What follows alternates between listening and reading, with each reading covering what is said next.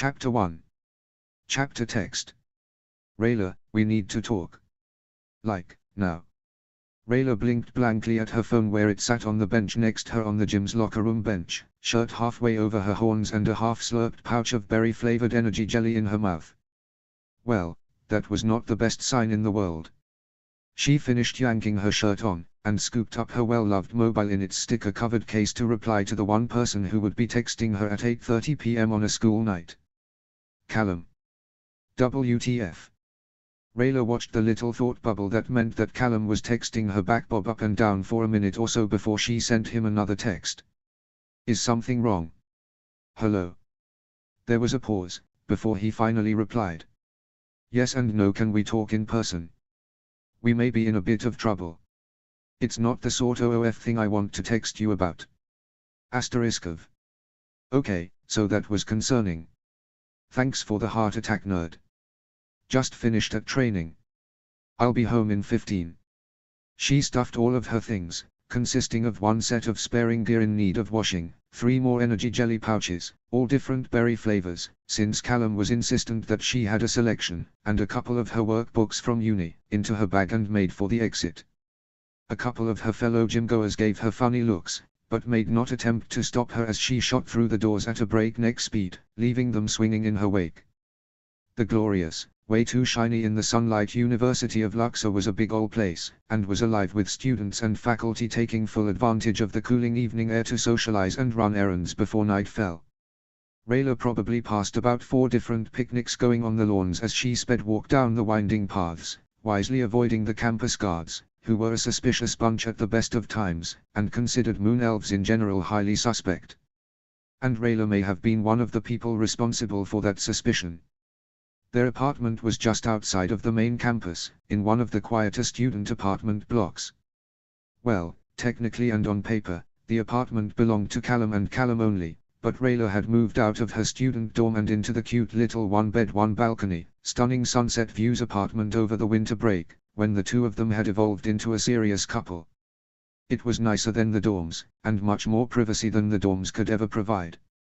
Plus having a private kitchen was a blessing when the gold old midnight cravings came a-calling. But today, the usually short walk between the gym /training grounds /unofficial jock meetup point and home seemed to go on forever as Rayla's mind churned over all the things that Callum could want or need to talk to her face to face with. She knew that he'd not been feeling very well for the last couple of weeks. There was some sort of stomach bug running rampant, thought the elven population of the uni, something linked back to a bad batch of shellfish used in the ever-popular seafood curry that the main cafeteria liked to serve every now and then, and Callum was worried that he might have gotten an unwanted dose of it. Hence, he had gone to the campus hospital once classes were over, whilst Rayla had made her way off to her training session. He had insisted that it was likely nothing, so she did not need to worry about him. But clearly, there was something wrong, more serious than some stomachache, so she was worrying slightly. Damn it. The lobby door was propped open, as someone was replacing one of the vending machines, or was fixing it. Rayla didn't give the pair of workmen a second look as she made a beeline for the elevators. Of course, the lift took an age to make its way down to the lobby, not made any faster by Rayla's blatant impatience and foot tapping, and seemingly took even longer to make its way back up. And they had fixed the dang music. She hated that dang music. She should have taken the damn stairs. The apartment door was unlocked, only taking a simple push to open it. Callum, she announced her arrival, dumping her bag onto one of the coat pegs and kicking her shoes off to the side. Kitchen, he replied flatly. The apartment was set up in a slightly weird way, with the entrance hallway culminating in the bathroom, and the bedroom and combined kitchen /lounge doors being on a T-junction just off the end. It was great for privacy, but the narrow entranceway could feel a little claustrophobic at times, especially when both of their bikes were propped up in front of the utilities closet. Another good thing about the apartment was having their own washer/dryer combo, and a trash bag or two were sitting next to them, ready to be taken out to the dumpsters by the next person leaving. The kitchen/living room combo was much more spacious, with its classic sunfire vaulted ceiling and large windows that caught the sunrise each morning, and gave a pretty decent view of the campus below. As promised, Callum was sitting at the kitchen table, half-drunk glass of water in front of him and what looked to be a small mountain of leaflets and rather official-looking paperwork that he was reading, though with a look of what could most likely be called fear on his face. Rayla's worried-o-meter almost instantly dinged over into the red. "Okay, what's up?" she asked, sliding into the chair next to him with practiced grace. "Well," Callum stated, looking up from what he was reading, "blood work results. We may be in trouble. As you said. Is it something bad?" Callum looked over at her with his stupidly pretty green eyes, and glanced down at the mass of papers in front of him. "Depends. Callum." Rayla locked him with a look. "Stop being cryptic and tell me what's going on. If I wanted to be given riddles, I'd ask Ranan about how his half-a-horn is treating him." Callum cracked a smile, fleeting and wobbling, and passed her a small, square photo. Rayla could not make out what she was looking at first. The image was grainy, in shades of black, white and grey, seemingly showing some dark void with a little blip of something floating in it, barely bigger than a blueberry. She gave Callum a confused look, silently asking what she was looking at, because her brain was pulling a complete and utter blank. In reply, he just handed her another bit of paperwork, printed out in bold black and white on stationery from the clinic's ultrasound department. Rayla scanned the paper, eyes barely communicating what she was reading to her brain until two words jumped out at her. "Confirmed pregnancy. Confirmed. Pregnancy. Pregnancy." She looked up at Callum, who was now looking very, very sheepish, and then back to the paperwork with a growing feeling of disbelief.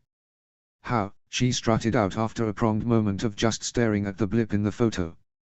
Callum sat and watched with an air of bemusement as his beloved girlfriend brain processes clearly came to sudden screeching halt. Her mouth flapped open and closed like a started goldfish, and if he looked carefully, he could just about see the gears in her brain, probably powered by a little purple adorable on a hamster wheel, frantically turned as she tried get to grips with the little bit of news that he'd just dropped on her. He let her stew it over for a couple of minutes, before deciding to do something about it. "Rayla." Callum sighed softly, reaching over and pulling the photo out of her hands, directing her confused gaze up to his face. "I hate to tell you this, but you were there."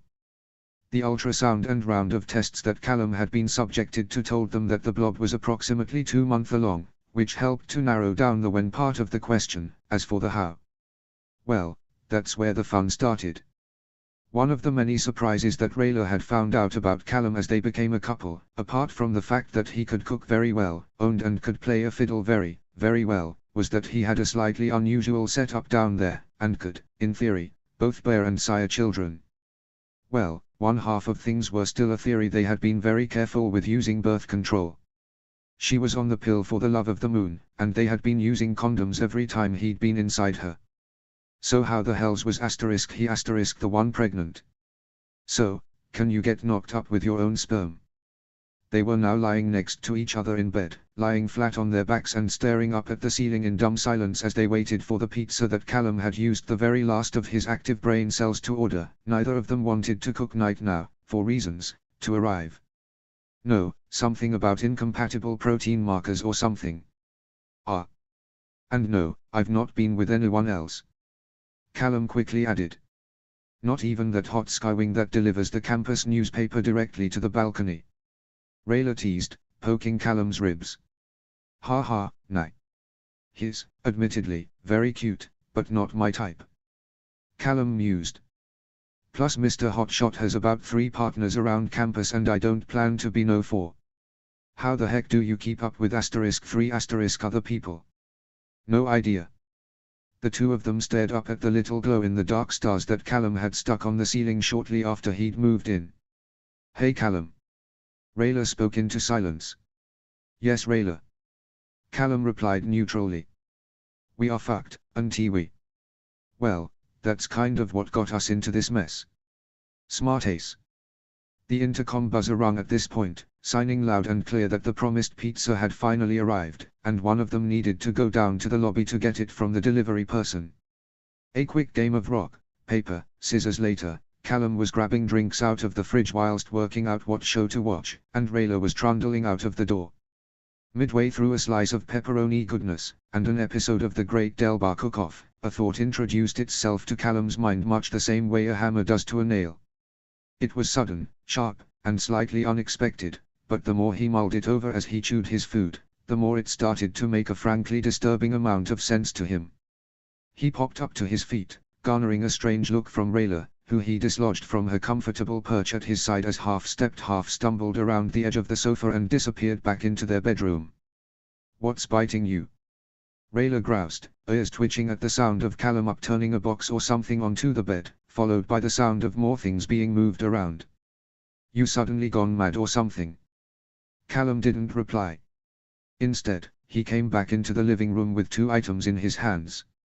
One was doorstopper of a book, a well-loved, probably third or fourth hand translation guide to Draconian runes, something that was a must for the magical studies that he was to be taken exams on shortly, and the other was the "Callum, why'd you bring that with you?" That was the exquisitely tactile phallus that Rayla had acquired, for herself at first, shortly into her second semester at uni. As she'd once explained it to Callum, the dorms were far from ideal for privacy, but it was way easier to pleasure thyself when you were not sharing a home with a hyper-vigilant master assassin with an uncanny ability to appear when Rayla really didn't want him to. And Effery, who sometimes forgot to knock when entering her room. She'd introduced Callum to it as a way to take him like he took her, and they had had a lot of fun with some of the spells that had been worked into it, like the one that changed the temperature of the device, and the one that let Rayla come though it. It was that second one that was now making Callum really think.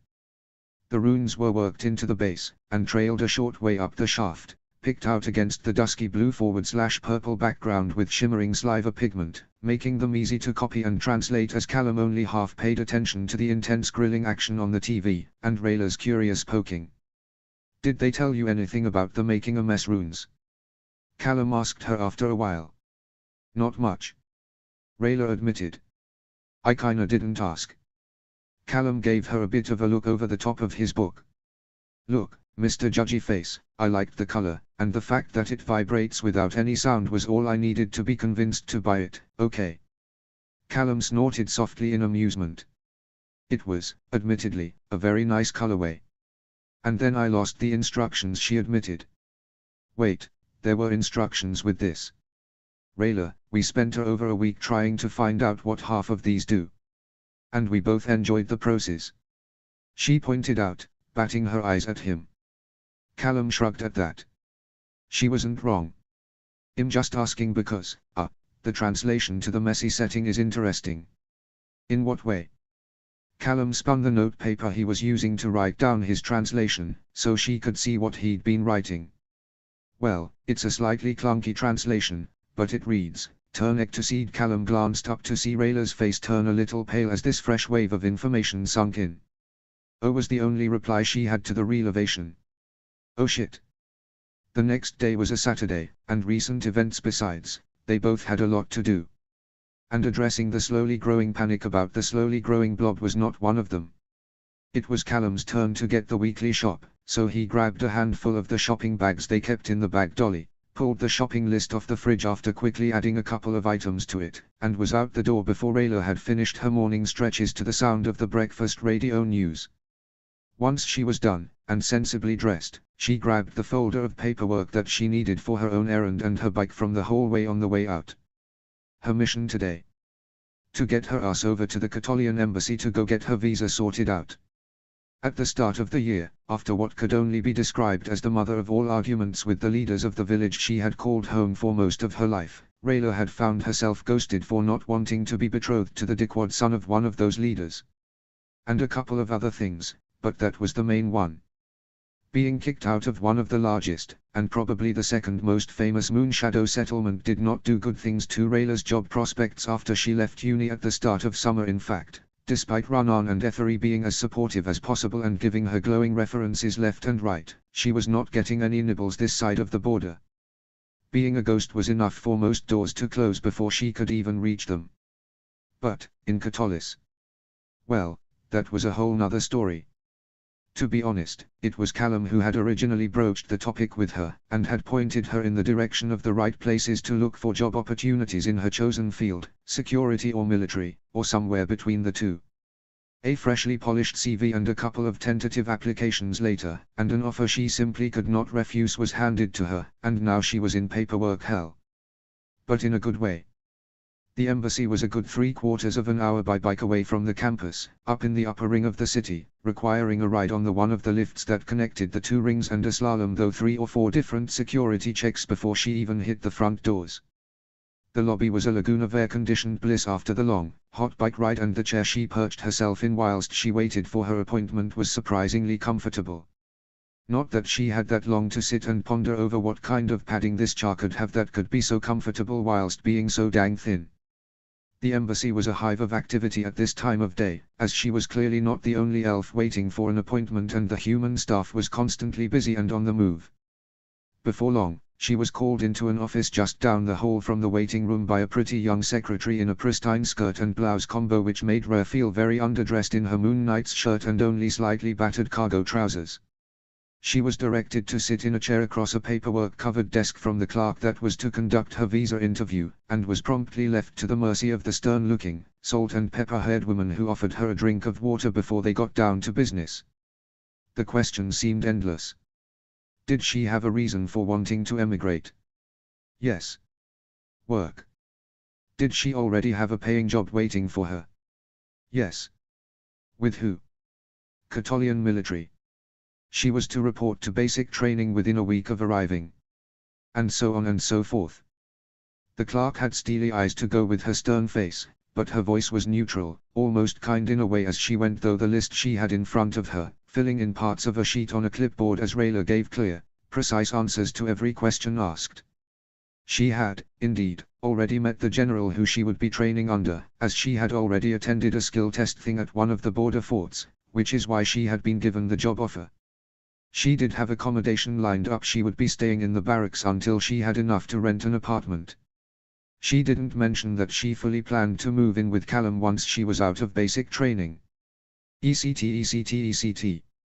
Half an hour and more questions than her upcoming maths exam later, Rayla was spat back out into the hot sun, freshly stamped acceptance paperwork in one hand, and another bit of paper with an approximate time scale for when the actual show this at the airport visa would be arriving in the mail. About a week.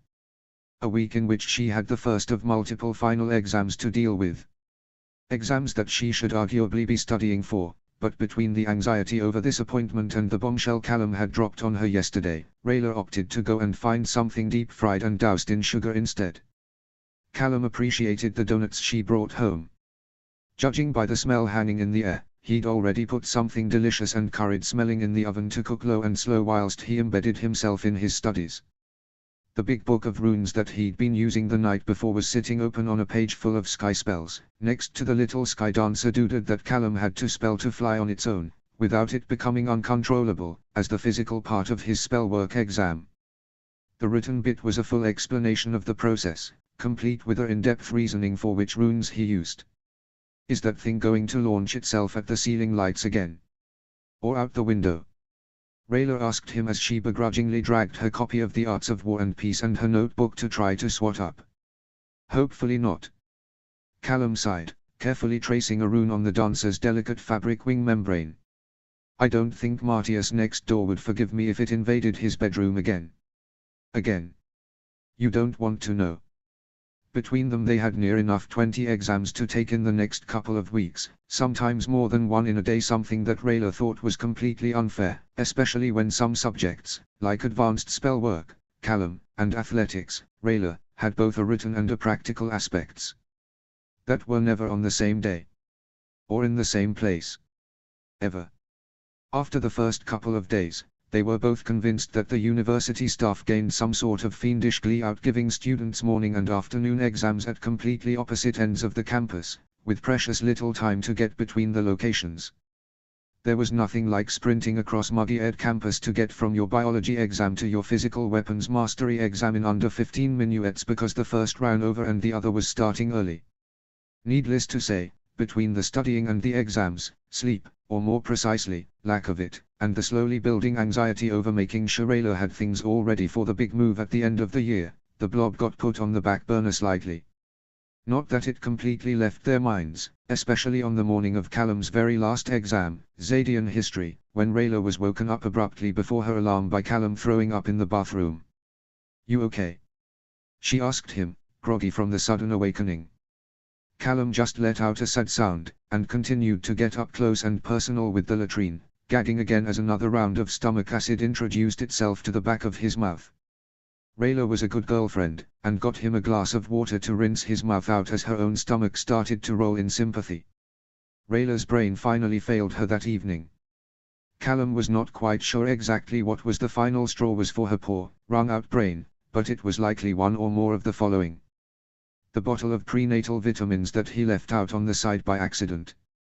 The latest ultrasound clipped to the fridge next to an ad for a buy one get one free pizza deal from the pizzeria just off campus. The fact that, aside from the impending move-out date that they really should start packing for, the blob was the most pressing thing on her mind. And his. Whatever it was, it resulted in Rayla plopping herself down next to him with a slightly zoned-out look on her face. "We are having a baby," she said in a scarily monotone voice. Yes, we are." Callum looked at her strangely. That was a tone her very rarely ever heard from her. "We are having a baby," Rayla repeated. "Yup." Rayla, face still blank, tuned to look him dead on. "We are having a baby." She emphasized each word. "You and me. A baby. Are you okay?" Callum put down his book and carefully took Rayla's hands in his own, trying to work out if she was having some sort of mental breakdown. "I knocked up a prince," Rayla ground out flatly, looking towards him but not actually at him. "By accident." Callum laughed softly, and pressed a soft, sweet kiss to her forehead, which seemed to at least partly snap her out of the stupor she was in. "You sure did. How are you not panicking?" she all but yelled, gripping his upper arm so she could shake him back and forth in time to her panicked words. "Well, he pulled a face at the slightly embarrassing memory. "I kind of got most of it out of my system on the walk back from the clinic. And on the way back to the clinic once I got in and realized that I left my bike there." It was Rayla's turn to get a slightly strange look on her face, that quickly developed into amusement at the mental picture of Callum panic walking back across campus to pick his beloved bike up before the campus bike thieves got any ideas. "So, yeah. That got most of it out my system," he finished sheepishly, untangling himself from her grip. "Most of?" Rayla asked, tilting her head to one side. "What do you mean most of?" Callum grimaced. "Well, how do I put this?" He took a deep breath. "Rayla, how, exactly, do we explain any of this mess to our parents?" Chapter 2. Chapter text. Callum was not going to admit it to Rayla, but he had not stopped panicking since he had found out the wonderful news, and his stress-o-meter was ticking back over to the red at the sheer thought of informing people about the blob. Yep, that was he was calling this bundle of cells that was causing so much anxiety. The blob. If his mother's brothers-in-arms could call him that when she was pregnant, then it would work for her first grandchild. Callum was pretty sure she'd be honored, if she was still alive. "Ah, crap," Rayla murmured, pressing her hands over her eyes. "Crap, shit and fuck, your dad is going to kill me. And all three of yours is going to kill me 3 times. In 3 different ways." Callum responded dully. "And one of them has a nice hot forge that could likely be used to dispose of a body." Rayla snorted in amusement. "Oh, sure, like Ethery would defile his beloved forge like that." She shifted around on the sofa, so she was now leaning against him, head tucked under his chin. "You should have seen him when Cass tried to grill kebabs on it. Was that the time he literally threw an assassin out the door like a javelin?" "No, but close. And for the record, Dad is still in jail somewhere up in the far reaches, with Mum." Callum snaked his arm around her, and pulled his favorite person in the whole wide world into a one-armed hug. "Like that would stop them, bury breath," he pointed out. "He'd break himself and your mum out just for the sake of killing me. And your dad had some lovely dungeons, according to Ranan." She snuck back. "Hey. The castle dungeons have been rated 5 stars by the prison service, I'll let you know." Rayla used one of her feet to kick one of the throw pillows lying around at his head, which he somehow managed to dodge. Plus it's not my dad that we should be worried about. Callum sighed. It's Aunt Amaya. And Opalai. They drew straws, chips out of chippy takeaway Callum got as fuel for the start of the great packing up, to work out which order they were going to tell their parents, or parental figures, of the growing news. Rayla drew the short chip on her turn, so commandeered the apartment landline and retreated back to their bedroom to make the first of her calls, whilst Callum started the unenviable task of working out overland shipping costs for the soon-to-be mountain of boxes whilst prodding his laptop's video caller to work. She flopped down on her bed, picked up the receiver, and dialed in the number she had saved in Sharpie on the inside of her phone case. Isaspine Penitentiary was located right out in the northern expanse of the far reaches, so far out that no mobile networks connected to it, and along with being one of Zadia's most feared and famous high-security prisons, it was where her mum and dad currently called home. Rayla, for one, thought that their sentences were unfounded. Heck, her mother had been the sole reason that the Prince of Dragons was not slain in his egg, but no one was willing to listen to the words of a distraught teen. Honestly, in retrospect, they were all very lucky that the treason charges they had been slammed with had not come attached to a death sentence. The sound of Ethery weeping at the news of the sentence being handed down was something that always played in her head as she waited, though the obligatory "these calls are recorded for safety of staff and inmates alike" spiel that played on a loop between the way too cheery hold music. It was weird to refer to her parents by their full names to the operator who finally connected the call after a good 15 minutes or so. But after that she didn't have to wait much longer for the call to be patched though to the correct cell block phone. The little app on her phone told her that it was only 9 in the morning up in the reaches, which might explain why her father sounded a little tired when he picked up the line. "Hi Moonbury." Lane chirped, suddenly sounding so much more awake when he realized she was on the line. "How'd your exams go?" "They went well." Her father's joy was infectious, and Rayla felt her worries fade a little. "Is Mum there?" Almost as a response, there was a shuffling sound on the other end of the line, and the muffled sound of Teodrin, her mother, attempting to pull the receiver away from her father's face to be able to talk to her. "Hi Mum." Rayla bit back a smile at the soft, snappy argument that zinged back and forth between the duo, as Mum had apparent just need Dad in the Kiwis to get him to release the phone. "Stop bullying Dad." "Never." Her mother hummed, "He deserves it from time to time anyway." "Exams finally over?" "Yup. It was hell, but it's over. No more running from one side of campus to the other." "That's good." Dad chipped in. "That place is way too hot for that." "Lane. I'm not lying." "Anyway." Rail quickly butted in before they got too badly distracted. "I have some news for you." 2 bits of news. That got their attention. "Well, first up, I have a job lined up. It's a little far away from home, mind, but it's promising sounding." "Oh. It's in Catullus." There was a pause on the other end of the line as they mulled over the news. "Is it a good job?" her mother finally asked. "Worth emigrating?" "Hell yeah. Good pay, free lodging until I find my feet, plus they don't give 2 fucks about my little status problem." "Language." Mum huffed. She could hear Dad snorting with laughter. It was slightly rich, hearing that from Teodrin, since she was well known for her abrasive language. "I know you two don't have long on the line, so I'll keep it short. It's a combined security forward/military role, with options to go into a more specialist role after a couple of years, such as anti-poaching or such." "Well, as long as it's what you want." Dad sounded so warmly, genuinely proud. "I just wish that we were able to see you off. Or visit." Mum added sadly. "Or do anything to help you." The fact that you and T calling me crazy is help enough." Rayla insisted. "If you say so." Teodrin sighed. "So what was the other bit of news? You and T pregnant now, are you?" Lane teased. Rayla cringed, and swallowed down the lump in her throat.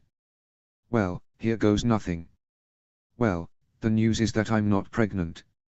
In the next room over, Callum jumped a little at the sound that suddenly erupted from the bedroom.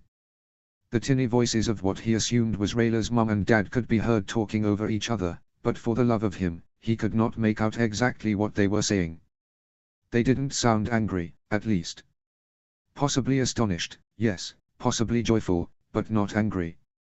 Callum was kinda glad that the person he was waiting to pick up the other end of the line could not yell at him. Audibly at least.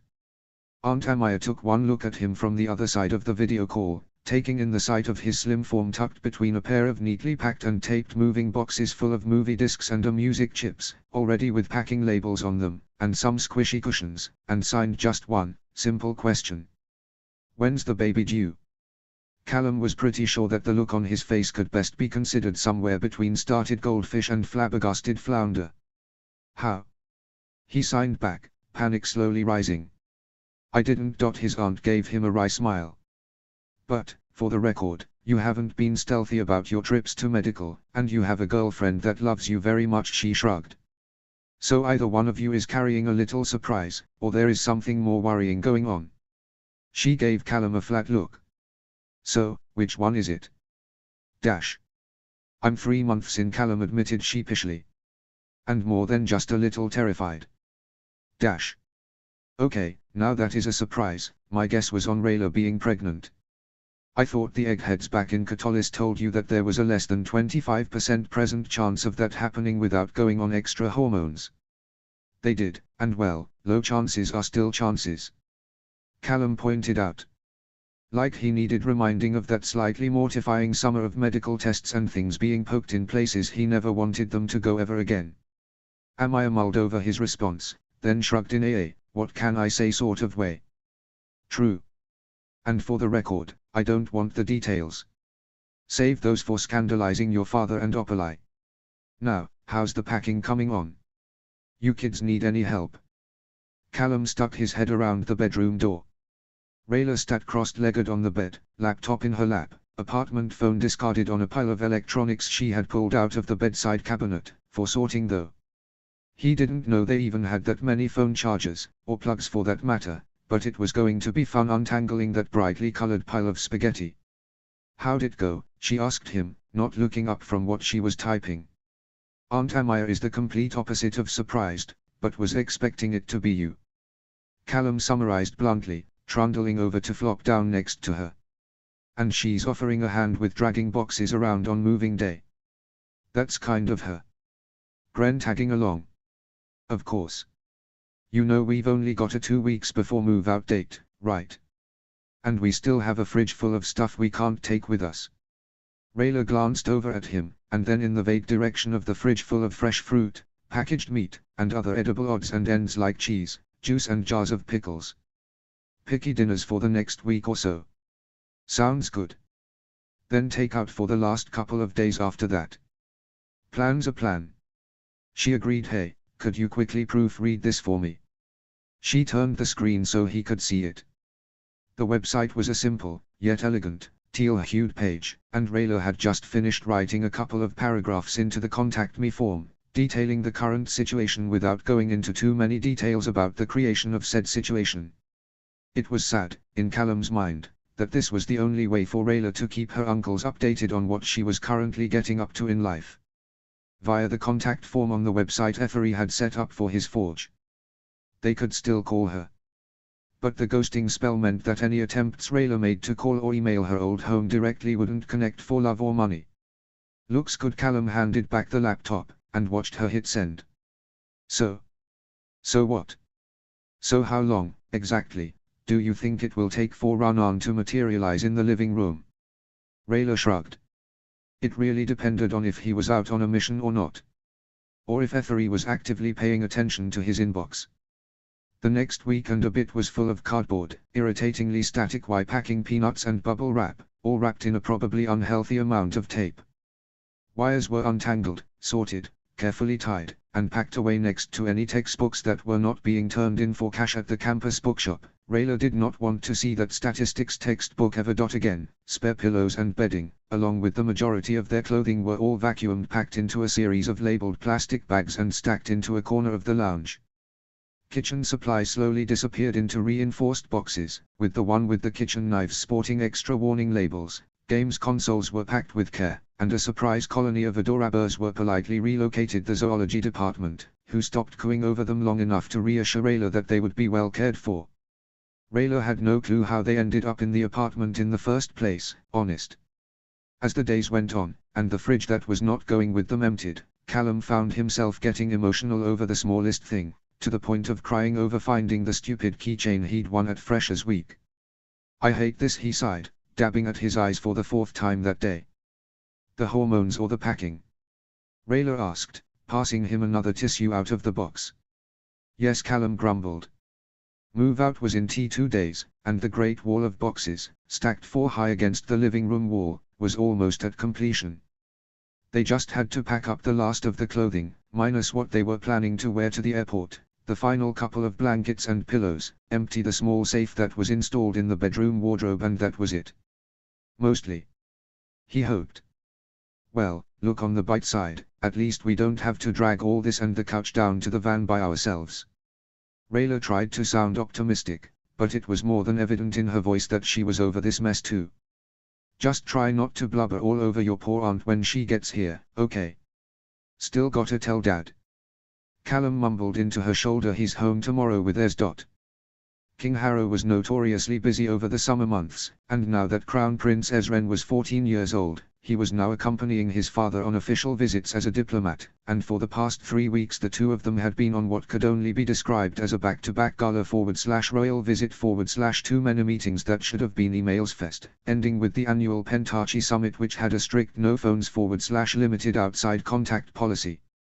The still kind of fresh piece with Zadia had only added to all the work/meetings, so combining that with the exams and imminent move on his end, Callum had not spoken to the two of them outside quick phone calls and texts for weeks now. So, Callum's second to last full day at uni was spent turning in the last of his not keeping books to the campus store, getting way too emotional over more silly little things like the Commerce coffee shop, and playing the fun game of what part of campus can actually get enough signal for an international call.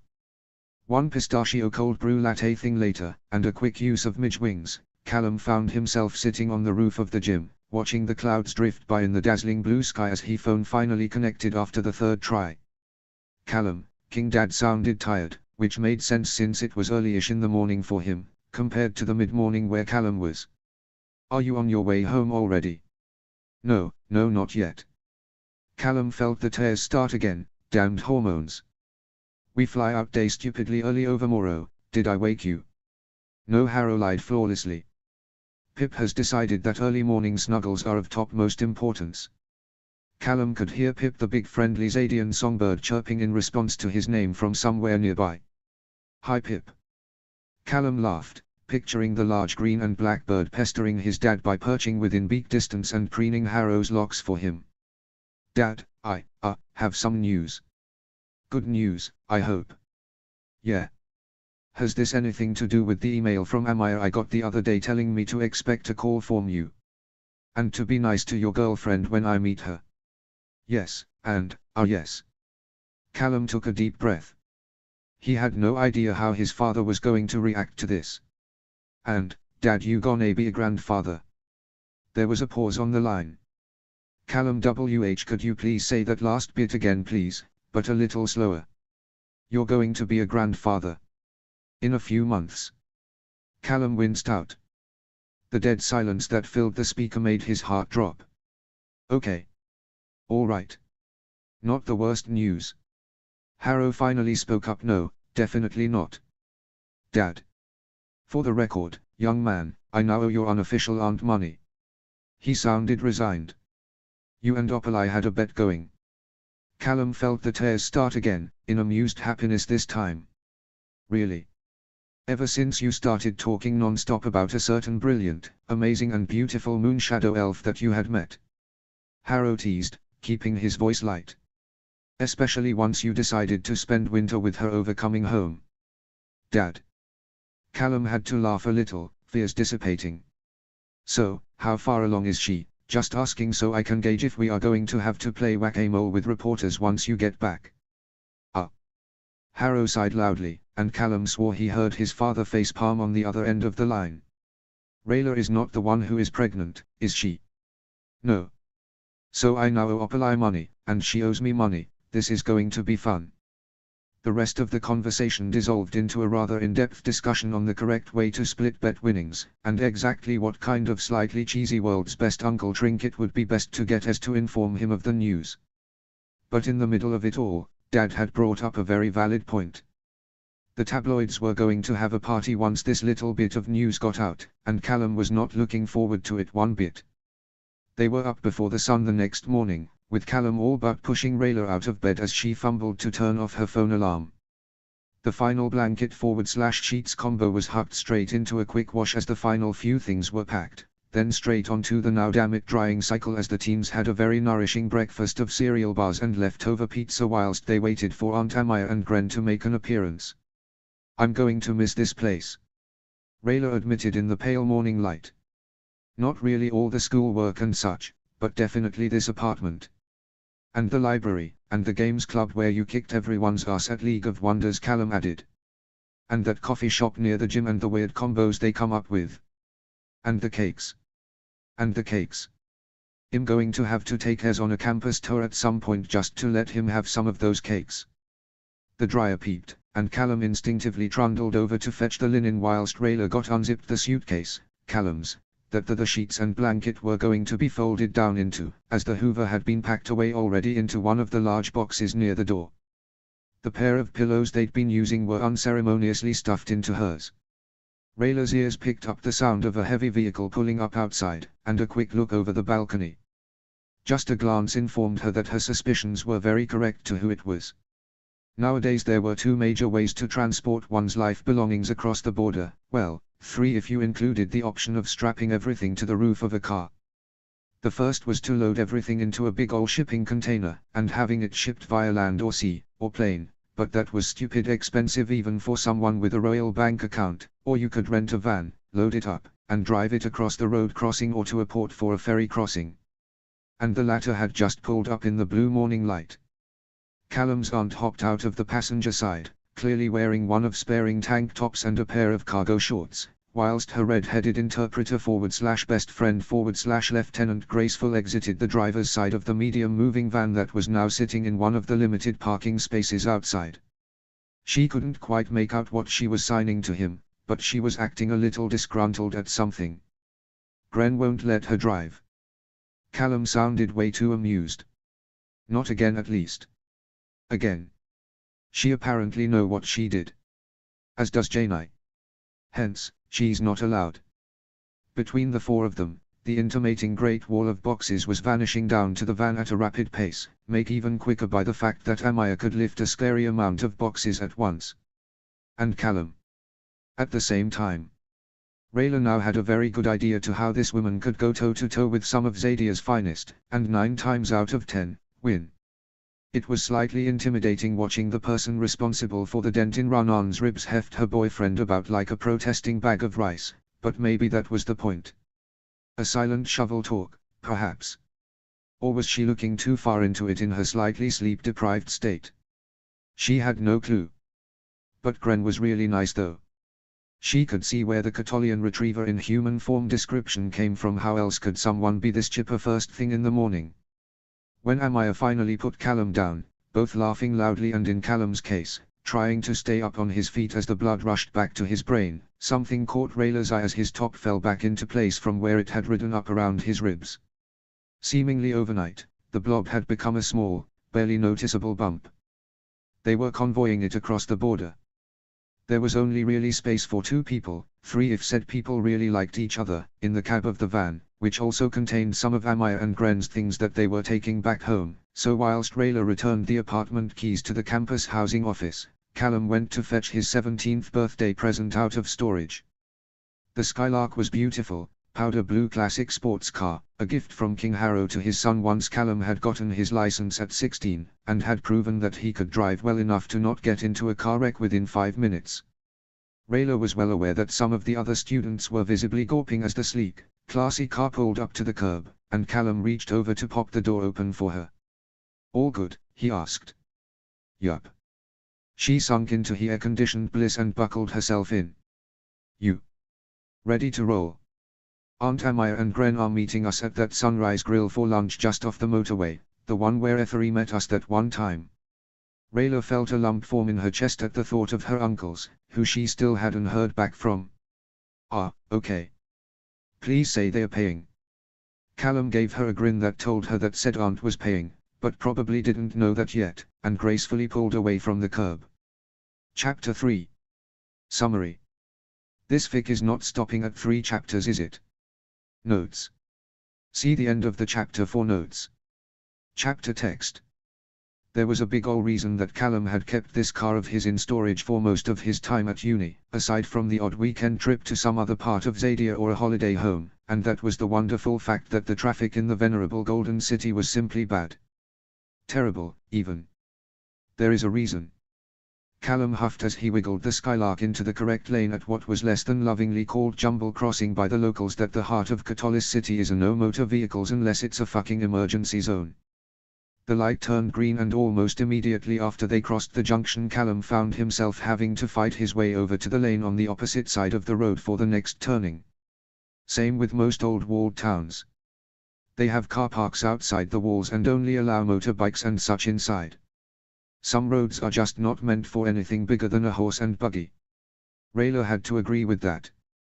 Fighting their way to the western gate took near enough an hour, complete with having to wait whilst some idiot in a HGV argued with one of the gate guards, insisting that he did not have to let them check the truck for contraband. Zadia is a free country, so he could do whatever he liked, ECT. Rayla felt like cheering when the wiry earthblood was finally pulled out of the cabin of his truck and the guards stopped the inbound lane to start letting the backed-up traffic though. Beyond the gates was miles of open road, where the speed limit picked up, and Callum was more than happy to let her blast the radio, roll down the windows, and just enjoy the vibes of the savannah around them rolling by as they headed westward, following the road as it arched down towards the midnight desert. The station they were turned into was playing a mix of feel-good and chill vibes music, with a break every so often for news, weather and traffic updates, and Rayla found herself drifting into a sleepy haze and the endless grasslands and blue sky flitted by like a dream. She jumped when her phone chimed like a hammer on metal, and she scrambled to grab it from the dash. It was Effery. "Hey Moonbeam, you good to talk? Text or call?" Almost instantly, her phone started to ring. Callum turned down the radio, and Rayla decided to put the call on speaker. "Are you okay? I'm sorry, I only got back from a craft fair down in Duskwood yesterday and had to pick up Ranan from the airport today and..." "Effery. It's alright." Rayla had to flinch slightly at the volume Effery's panicked voice came out at, and tapped the volume a little lower before she continued. "I'm okay." "Oh, that's good. That's good. Where are you, currently?" "Driving down the M2. Rayla glanced at a road sign that went by. "Heading down to the border crossing." "Already? We were hoping to be able to see you before you left." Now he sounded sad, but Rayla picked up on something in the background of the call. "Are you driving as well?" she asked. The sound in question was the distinctive rattle of Effery's slightly ancient minivan, the one he'd converted into a mobile workshop, complete with a little forge that he'd somehow bartered away from a human farrier in the war years, for when he went to fairs and markets away from home. "Yes." Effery sounded sheepish, whilst Ranan's slightly strained voice chimed in with, "I told you this thing rattles like hell." "Hi Nan. Just to let you two know, we are meeting for lunch with Callum's aunt at the Sunrise Grill just off the M2 westbound /M4 southbound junction, the one we met at back in the spring." "Oh right. That one. We're not too far from there. Say half an hour." Rayla glanced at the nav on the dash, which told her that she and Callum only had about 20-ish minutes to go themselves. "Guess we'll see you there." The Sunrise Grill was a staple of Central Zadia. It was part of a chain of restaurants that served all-you-can-eat local flavors, great drinks, and honestly monstrous starters, sharing platters all wrapped up in a relaxed, family-friendly environment. This particular local was part of a rest stop / motel combo that was the last place to pick up fuel and food before you took on the 100-mile stretch of road that took you literally along the edge of the midnight desert, with its scorching black sands and highly dangerous wildlife, hello soulfang serpents, and honestly, it had a nice, slightly rustic vibe. And good food. Gotta love some good food. Callum spotted his aunt almost immediately, and trundled over to update on the surprise lunch guests whilst Rayla stretched the stiffness out of her arms and legs. It had only been a couple of hours. And they still had a long way to go after this. Almost on cue, about 5 minutes after Callum had parked up, and Gren had trundled off go get a table, when a Rattle van pulled into a nearby parking space, and Ranan seemed to almost teleport out of it and to Rayla's side. Amaya carefully pulled Callum away from Rayla's side as she dropped into a sparing stance, playfully swatting at her, admittedly, bemused surrogate father. Ranan looked like he'd had what most people would call an exciting day. His hair, normally neatly braided and tucked into his coat to keep it out of grabbing reach, was mussed, and Callum could see bandages peeping out from the sleeves of what was clearly Ethery's hoodie that covered up his assassin's vest and identifying arm markings. And he still had a belt with some interesting looking pouches and vials attached to it around his waist. Welp. That's a face I'd never thought I'd see again, Amaya mused, leading Callum towards the restaurant door. Let's get out of the sun before we roast, huh? Dash. You've met Ranan before, Callum asked, glancing over his shoulder in time to see Ethery tugging on said interesting belt, clearly scolding his husband over something. Yeah. I punched him. Repeatedly. And chucked him over the battlements of Fort Ferris. Ah. How about we don't try to take a bunch of poisons into a eating establishment? Ethery grumbled at his beloved husband. Sorry. No, you are not. Ethery tutted, and tossed the belt into the passenger seat. And behave, mister. I am not having you get into a fist fight with the boy's family. Rayla pulled Ranan into a gentle hug, being careful of his clearly bruised ribs. She'd kicked your ass. Rayla informed him flatly. I've seen her fight. So have I. Ranan winced and returned the hug with a lopsided smile. Up close and personal. Ethery gave him a long, hard, slightly exasperated look, and started to forcibly steer the two of them towards the door. Let's just go eat, darling, you need some food in you after the mess you got into. The dinner went off without a hitch. No, really, it did. After the initial hurdle of two formerly enemy combatants meeting for the first time in peacetime, Ethery started up a discussion about the similarities and differences of weapons and weaponsmithing that the two sides had, which Aunt Amaya was more than happy to talk about. She had picked up blacksmithing as a slightly expensive but very useful hobby as a teen, and made and fixed a lot of her own armor over the years. Not to mention her infamous shield that may or may not be in the back of the moving truck right now. And we've lost the two of them for the rest of the day. Rayla deadpanned as her, Callum, and Ranan retreated off to the small arcade near the bar, leaving the other three to talk metalwork between rounds of blooming onions and plates of food from the buffet. Never knew your aunt could work a forge. Callum shrugged. She picked it up as an anger management thing as a teen, and kept on at it. He explained, beelining to a claw machine full of rubber ducks. She built and maintains that shield of hers all by herself. Huh. I still don't know how she carries that slab of metal around on her back. Ranan groused, rubbing his ribs. Head followed the kids to go stand under the aircon unit, as their table was in the warmer end of the joint and he was not having a good time under the extra layer of fabric. She can pick Gren up one-handed, whilst both of them are in full armor. Callum responded dryly, scooping his squeaky prize out of the machine. And I've heard stories about a certain Moonshadow elf shooting assassins out of his forge. That memory made Ranan chuckle. Yes, that is true. The three of them stood in slightly awkward silence in the glow of the arcade machines. So, I'm guessing you are keeping the baby. Ranan spoke into the silence. Yes. I can't say I totally agree with, mainly due to the fact that you are both just starting out in life, but please understand that we, as in Ethery and I, are more than willing to support you in any way we can. And no amount of magic is going to be able to stop us. Ranan paused to let his words sink in, before fixing Rayla with a mischievous look. And Rayla, little blade, may the little one be as joyful as you were as a child. Rayla gaped at him, as Callum started laughing. No, you take that back, you sly old strider tot, she growled, swatting at him with the ducky that she'd just swiped off of Callum. No hexing us. Ranan hopped back lightly, still smirking, and dipped past the two of them back to the table, gracefully dogging Rayla's continued attempt to hit him with a rubber duck. Ethery gave the best hugs, in Rayla's very humble opinion. They were warm, cozy, and all-consuming, even when the elf in question was crying into her hair. My little girl is all grown up, he protested, all grown up and starting a family already. Rayla patted his arm, attempting comfort him somewhat. Rayla, Moonbury, I don't think I'm ready to be a grandparent.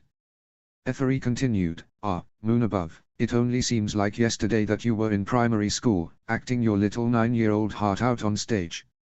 How time flies, huh? Rayla squeaked out as the hug got a little tighter. Raanan watched the duo from a couple of feet away, where he was supervising Callum loading some snacks and drinks into his car for the stretch around the desert. They had rooms booked at the motel at the other end of desert, hours away, and there was going to be no places to stop between here and there. Hence the extra water. So, Raanan hummed, just loud enough for Callum to hear him. If you ever hurt her, whatever you'll do to me will likely be considered hugely merciful compared to what she'll do to me first. Callum replied bluntly, not looking up from what he was doing. You trained her well enough to know that. Raanan mulled over the response for a moment, before deciding it was more than satisfactory. I'll relay that to Lane and Teodrin when I see them next. He acknowledged, watching his adorable, cuddle-bug of a husband get distracted from hugging Rayla to his chest like a lanky teddy bear by a certain general pulling her shield out of the moving van for him to see. I'm apparently aiding with a prisoner transport in a couple of weeks. I'm due for a scan with the family doctor when I get home. Callum watched Ethery trundled over to the van like a kid spotting an ice cream machine, Rayla tucked under one arm, now attempting to get loose with some protesting. You want me to send a couple of copies over? I think we'd all like that, thank you. They both stood together for a moment, and watched the scene unfolding in front of them, as more weaponry started appearing out the back of the van, and some bystanders started looking curious. Ethery would wander right into a trap if someone baited it with interesting weaponry, wouldn't he? Callum asked bluntly. Yes, was Raanan's simple, pained reply. The stretch of road between the here and there was long, dusty, and studded with signs warning drivers to stay in their cars if they broke down, especially as dusk approached. Solfangs are nocturnal, huh? Callum glanced briefly at one of the bioluminescent billboards that dotted the side of the highway. They gotta be, considering how hot the sands get in the day. The heat radiating up off to the tarmac and the inky black sand that bordered the dew carriageway that they were working their way along could be felt clearly, even with the aircon blasting, and the slowly setting sun. So you're fucked if you get stranded in the day, and even more at night. Exactly. The sand seemed to shimmer in the setting sun, making it seem like the world around them was a ginormous bed of embers, studded with scrubby trees and bushes every now and then. Basically, you see any glimmers of green out there, that'd be a snake. Rayla sat back in her seat, trying to get comfortable. Ones that we never introduce your brother to. It was night by the time they hit the motel. Rayla felt a strange combination of comfort and homesickness at the sight of the very moonshadow wards that ringed the building and car park, warding off any stray soulfang that might make it this far out of the sands, and the small shrine dedicated to lost travelers that sat in an alcove just inside the lobby. She checked them in, allowing Callum to stumble off into the room and almost immediately fall asleep after face-planting on the bed, much to Amaya's amusement. He's just like his mother, she told Rayla, who was poking the snoring lump who had not even bothered to take his boots off. She was always a light sleeper, but the moment a pregnancy hit month 3, bam! Down for the count. So, don't worry about him. Let him sleep. You are both going to miss it when the baby arrives. She left a small offering of milk candies at the shrine before they left the next morning. She had a hunch that the proprietors of this motel, a pair of older moonshadow elves that had an air of resilience and, dare she say, experience, around them, had figured out what had happened to her, as she found a little prayer flag attached to a small box of dried fruits sitting on the doormat the next morning. It's the sort of thing families would give people being cast out. She explained to Callum as they pulled out of the car park for day 2 of driving. A plea to the spirits to help you stay safe and fed as you go. That sort of thing. And small bowls of milk were a common offering to the spirits back home, so she hoped the candies would suffice for now. Would you like a shrine for home? Callum asked. I know Opalai and the other clerics won't mind you being at the temple one bit, but I think I'd like that. It don't have to be a huge one, I know you can get little ones you can set up on a shelf or something. Could we ask Luyan about it? Callum nodded. We've got about a week between us getting home and your first day, and the Nexus is only a 3-hour drive. not including the walking up the caldera part. We could make a weekend of it. A weekend with everyone's favorite kooky grandma and the poor druids who are having to put up with her antics, all whilst trying to get the Nexus back to its former glory. Rayla grinned at the thought. Only if you man the kitchen when we get there. Yes'm. The land around them briefly dipped back into grasslands, with just the first hints of the vast, temperate rainforests that made up the Moonshadowlands appearing as they continued west, until the vegetation stopped completely as grey-black lava rock and endless, sharp volcanic sand took over. Okay, this is the part that could get a little dicey, Callum admitted as the air outside suddenly underwent an uptick in temperature. My drive over was delayed because lava ate part of the road. Is that normal? Rayla asked wearily, eyes flitting between the softly glowing fissures that were appearing here and then at the roadside, and the van in front of them. No, they've been adding more wards to try to keep the road intact, but lava is lava, and you don't argue with it. Rayla had never been this far west before, not even with Ranan on training runs. He'd take her to the edge of the forest so she could see the lava plains, and so they could watch the odd group of sun elves on patrol, but he never dared to take her down into them. She could see why. Her younger self would likely try to show off in some way and get toasted by the constantly shifting landscape and combustive crystals that peeped through the sand here and there. The heat was unbearable and Callum ended up blasting the aircon on the coolest setting as the violent red glow of the fire stream became brighter and brighter in the sky in front of them, heralding their arrival to the border crossing. Okay, papers at the ready. Callum passed over her passport, visa tucked neatly inside. And remember that Amaya is still very much the boss here, so odds are we'll end up crossing first because she's been collared to deal with some problem. The crossing, much to Rayla's growing discomfort, passed under the fire stream, a two-lane road that passed along a naturally made, but manually widened and maintained, ledge behind a literal waterfall of lava. For safety reasons, each side took turns to send traffic over in a single direction. Rayla eyed the simple but effective traffic light system that would signal for the lines of cars and vans that was building behind the customs stop to pass, feeling a small pit growing in her stomach. It's okay, Callum whispered to her as their turn at the checkpoint came up. It's literally 3 minuets underground and then we'll be out the other side. Papers were checked, stamped, and Rayla's mood improved at Callum's fluster at being reconsidered and fangirled over just a little by the young female guard who was manning the booth they'd pulled up to. Even more amusing was a very unimpressed Amaya marching across the way to Hot Fort turned customs point, in a tank top and shorts, to sort out some issue that had popped up that needed her attention right now. Told ya. Callum scooted the car into one of the lines. Odds are it's a paperwork issue that someone is being belligerent over. Gren gave them a cheerful wave as they passed the van, pulled into a siding out of the way of the slowly building traffic. Apparently he wasn't needed for the moment. Rayla felt the pit that had been growing suddenly get a little deeper at the sight of the traffic lights overhead suddenly switching to amber as the last couple of vehicles coming the other way passed by, then to green as a whistle sounded and flag was waved, signaling that the time to cross was now. Callum must have picked up on her growing nerves. It's just 3 minuets from one side to the other, then we'll be out and free. He reassured her. Everything is going to be okay. The road dipped down under an impressive arch carved into the lava rock that made up the back wall of the fort, an arch that had the flags of the Pentachi fluttering in the thermals coming off of the lava-heated rocks around them, and then into darkness. That darkness gave way within an instant, as one side of the tunnel opened wide to a terrifying display of viscous lava cascading down over the lip of the ridge. Making things slightly worse, they were in the outside lane of traffic, meaning that there was only about a meter between the car and the flowing lava. The heat was tremendous, almost suffocating, and Rayla decided that she hated it almost as much as she hated deep water.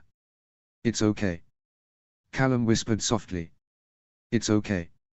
Rayla gripped the door handle tightly, eyes locked on the lava as they drove slowly, smoothly, through the tunnel. Until her phone made a noise like a curious moonstrider, and she almost launched herself through the roof. Home safe. The crew say hi and good luck. Ranan's message brought her back down to earth with a thump. Thanks. Currently under some lava. Oh, fire stream, right. How am I texting you right now? I may have twisted some arms to find out how to do a workaround. Literal or figurative? Why would I tell you that? None. Fine. New phone, same number. Was due an upgrade, and Effery had a good idea. Does this mean that you've convinced him to trade in his half-melted brick? I wish. Boo. He's currently gutting the poor thing and replacing some bits. Anyway. Soldering iron in kitchen. We'll keep you updated. Please do. There was a sudden bump, and Rayla looked up to see the sky again. They'd just emerged from under the lava and out into the kingdom of Catullus. I need to sleep, little blade. Text you later. Sleep well, Grumpy. You good? Callum asked, keeping his eyes on the movement of the traffic in front of them. Want to pull over at the next rest stop to stretch our legs? Rayla blinked at him for a moment, brain attempting to click back into gear. Yes please. She finally replied, blinking in the surprisingly bright sunlight. So, turns out Effery is being his usual self. Notes. Nope. Chapter 4. Chapter text. The transition between the lava rock and the start of the mountainous forests just beyond was rather abrupt compared to the Adia side of the border. 1 second they were driving over a small rise in the lava rock, the next they were in a sea of green, midsummer trees, and the road was dappled with cooling shade. The first rest stop they came across was less of a rest stop, and more of a hotel/visitor center with a petrol station and walking trails branching out for a couple of miles, surrounded by tall trees. Callum pulled into a space, and Rayla promptly decided to become a squirrel, and scaled the tallest tree within view. He watched her, bemused, and pulled his phone out of the center console to check for an update from his aunt. Going to be a while, get some lunch in you. Well, he wasn't going to ignore a direct order from a general. Plus the car needed a fresh tank of go juice before they tried to go any further. Getting food, he yelled up to Rayla, who hadn't moved from her treetop perch, meet you inside. She made a faint sound of agreement, and Callum trotted off in the direction that the smell of freshly baked treats. Rayla drank in the cool breeze that drifted over the top of the trees, bringing with it all the smells of a forest after a recent rainstorm. After the cramped heat of the border crossing, this was a soothing blessing. Combining the smell with the sound of woodland critters somewhere beyond the parking lot, and the murmur of people in going about their lives reminded her of warm days back in the Sliver Grove just a little, but with more cars. And Callum, who she could clearly see trundling off in the direction of food. She stayed up in there for a little while longer, just because she could. There was a cafe in the visitor center, stocked with seasonal goodies, and Callum quickly descended on the pastry counter, picking up a couple of fruit tarts and some buttery, flaky croissants before moving on to the soup counter. 1 bowl of steaming summer veg soup and a nice, crunchy bread roll and some butter later, Callum picked out a window seat that overlooked the pretty little garden between the car park and the building and proceeded to inhale his food. Oh, how he'd missed bread. Good, fluffy, buttery bread. Stars damn it, he was turning into a stereotype, wasn't he? Mid-bite of buttery goodness, his phone barked at him, signaling that his brother had texted him. Dad said you're going to be home soon. Already across the border. Happykitty.dance.gif. No, wait. Glowtodance.gif. Callum laughed to himself at the silly gif of Bait, the ever-loyal, long-suffering Glowtoad, wearing a little cape, doing a little shuffle dance. Okay, what did you promise Bait to get him to do that? Many Gelite hearts. Many, many Gelite hearts. Why am I not surprised? Anyway. When are you getting back? Odds are tomorrow, possibly mid to late afternoon. It depends on how traffic goes. And how quickly moving Rayla into barracks goes. So you, into the barracks. S-3. Brothers will be brothers, he guessed. Dad also mentioned that you might have a surprise. So no tackle hugs. It won't be a surprise if I tell you. Please. No, not telling Tilda. Please. No. Callum sent as a gif of a duck shaking its head side to side with a grin, and promptly pulled his plate out of the reach of the grabby little elf hand that was in the middle of sneaking its way towards his fruit tarts. Nice try, Rayla. He offered up the berry ones as tribute to his hungry girlfriend as she plopped down next to him with her own bounty. Say hi to Ez. Hi Ez, she grinned though a mouthful of jellied fruit and crisp pastry. Rayla says hi, by the way. Hi Rayla. Callum's keeping secrets from me, white frowning face. Make him stop. Callum obliged as Rayla motioned for him to hand over the phone. Hi's, Rayla here. No, I'm not telling you anything either. You're going to have to wait until we get there. White frowning face. Nope, why nope? They both had to giggle as Ezren, in a display of extreme mature, princely, behavior, threatened to tell Opali that they were both being mean to him, and then added Aunt Amaya to the list when they still refused to divulge what the big secret was. The two of them were still laughing softly between bites of food when Aunt Amaya finally turned up, phone in hand and armed with some rather bewildered questions to why Ezren was complaining about the two of them being mean to him. I'm not telling him anything if you won't, Amaya informed them, shaking her head at the grinning teens. But I'm not helping you with an escape plan to get away from the sibling tackle hugs. Dad's already told him not to. And that's not going to stop him. How are you planning to tell him, anyway? So you know those really tacky world's best asterisk insert family member here asterisk things. Like that mug you got me that one year. Amaya narrowed her eyes at him, a slightly evil smile starting to form on her face as she realized what he was likely planning. That you keep on your desk front and center, yes. Callum got a twinkle of something mischievous in his eye. So, I already got some things from Zadia, and, you know, it would be nice to get something to put the bag of fireberry Twizzlers in. They found exactly what they were looking for when they stopped for the night, somewhere in the middle of the Catolian heartlands. The little town, the closest to Ranch Callum's maternal grandparents owned, had a branch of the Pentarch's most loved everything you never knew you needed at a reasonable price shop, Golden Goose. The mug was of a good quality, a nice dark blue with World's Best Uncle printed on the side in simple, friendly yellow font. Simple, straightforward, and most importantly, just the right size to fit the Sunfire candy that Callum had picked up for Ezren. He's likely to zero in on the candy first, Callum informed her, as they sat together on the porch of his grandparents' place. Want to take a bet to how long it takes for him to read the mug? Rayla tapped her chin. Before or after he hoovers up those sweets. The night was quite this far out into the countryside, with nothing but the sound of a couple of wind chimes, the faint sound of the farm animals bedding down for the night, and the endless crickets to accompany them. It was so peaceful out here, especially after Grandma Aralyn and Grand-Grunkle Chess had finished giving Rayla the mother of all shovel talks, the sort that only an ex-general and a former intelligence agent with a highly suspicious knowledge of poisons could give. After. Callum snuggled into her.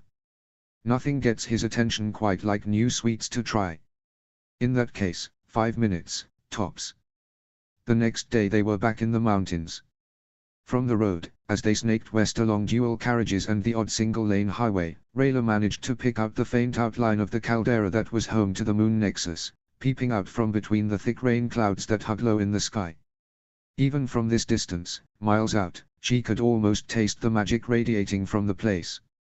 A small amount of her wanted to go there, like a moth to a beautiful, moonlit flame, but the rest of her looked at the sheets of rain heading towards them and decided, quite flatly, not today. She was not some druid on a pilgrimage. Rock climbing could wait until the weather improved. But they stopped at the little visitor center /shrine thing at the base of the mountain anyway, for leg stretching and petrol buying reasons. And so Rayla could send a message up to the Nexus about acquiring a small shrine. They finally hit the city that afternoon, and Rayla was suddenly hit by a thought as they passed the sign that welcomed them to Catolis, City, Catolis. So, was the city named after the kingdom, or vice versa? Oh, yes. Callum replied sheepishly. The story goes that whoever was in charge of naming the new kingdom, the orphan queen's spouse, I think, was really tired after a long day of trying to get everyone to stop pestering the two of them over every little thing on top of caring for their very young firstborn, so accidentally put the same name down for both on some official documents. And it stuck. Callum flipped the indicator on, signaling that they were hopping into the ring road to skip trying to go through the city to get to the barracks Rayla was going to be calling home for the next few months. To be fair, the castle is also called Catolis in a lot of documents. So I could have my address as Catolis, Catolis, Catolis. He mused. Callum, please no. Amaya had already started unloading the van by the time they parked in the barracks car park. What warp drive did you two use? Callum asked in confusion. You were miles behind us earlier. I drove, Amaya replied bluntly, passing him one of the boxes. Also, why is this one vibrating? The faint sound of an alarm clock going off could be heard, muffled by what Callum had to guess what some sort of clothing, or bedding, considering how light the box was. Alarm clock. He told her probably got wrapped up in some bedding or something. On a second glance, however, Callum recognized the box in question from the stickers on the side. It was the box that the weapon of boyfriend impregnation, as Rayla had dubbed it, was stashed in, tucked neatly in its own little box. And now he thought about it, Callum had the sudden realization that there were two things vibrating in the box, and he didn't want to go whipping one of them out in the car park.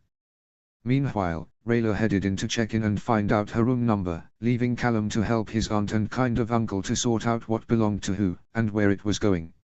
Some of it was going to be heading for storage, mostly Rayla's bits, and some of Callum's things that he wanted to keep for when he moved into his new apartments later on in the year. What Rayla was keeping here with her until training was over, which mostly fit into two medium boxes. You were not allowed to have a lot of personal stuff at basic, but you were still able to have some things, and what was Aunt Amaya was taking home with her. That last category was all Amaya's stuff, which included a long shape that looked suspiciously like a sun-forged blade. Chipmunk cheeks, no, you have that, Callum signed to Amaya, as a pair of Sunfire soldiers walked by. Nope, Amaya grinned, won it in a duel. No telling. Not saying a word, Scout's honor, Callum reassured her as Gren snorted with suppressed laughter. Just hide it well when she comes over, eh?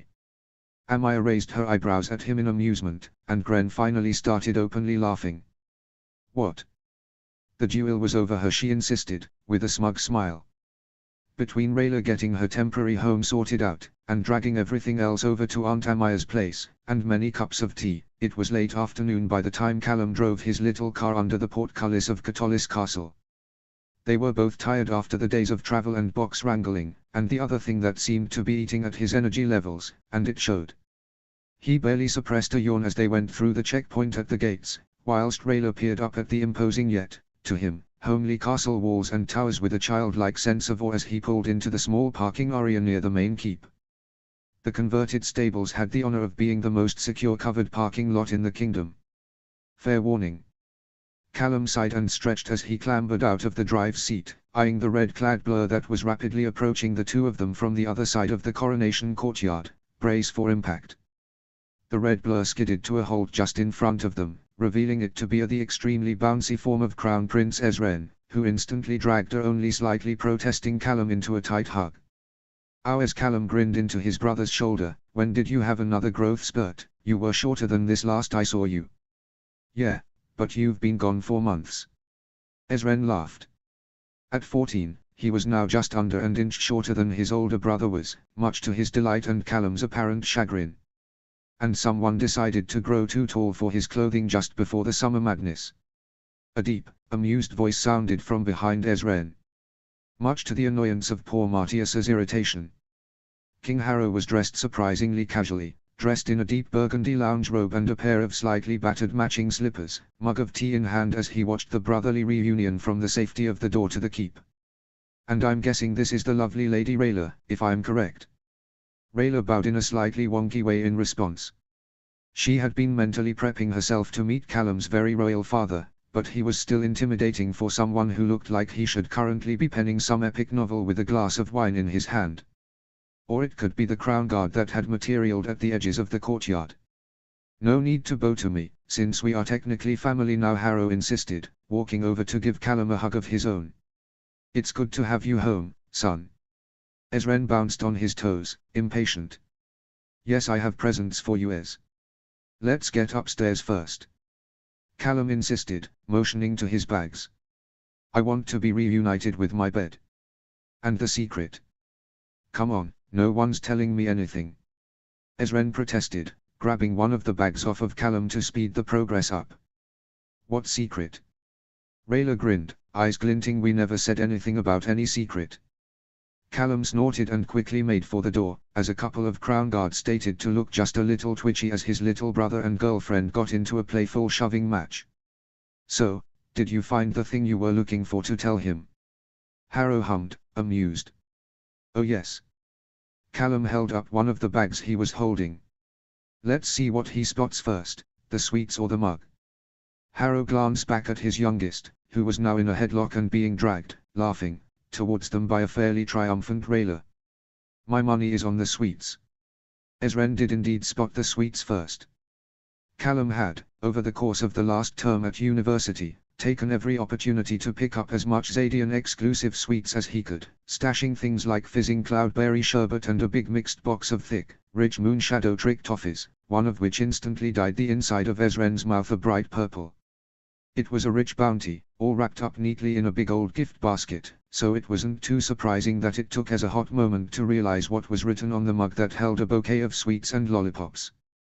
Callum could see the moment that the words "world's greatest uncle" registered in his brother's brain, as his eyes lit up in pure joy. And then he and Rayla were suddenly fending off a tackle hug attack, combined with a high-pitched squeal of happiness that could, and probably would, summon dogs. Chapter 5. Chapter text.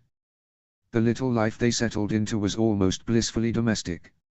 Rayla stayed at the barracks Monday to Friday, and the weekends, short as they seemed, at the castle with Callum and his family, whilst Callum settled back into a slightly altered version of life before his university stay.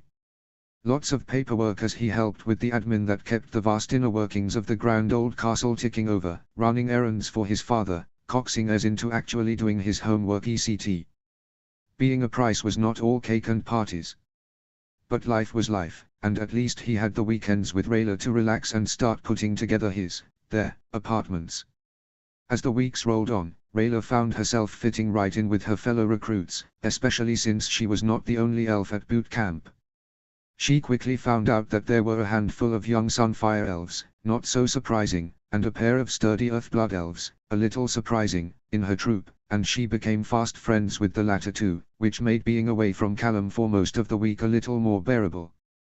Callum on the other hand, had a single day to decompress before he was uted into a conveyor belt of doctor's appointments and gyno visits, with a lovely interlude of Opali asking, very politely, how he wanted to deal with the press once the bump became more noticeable.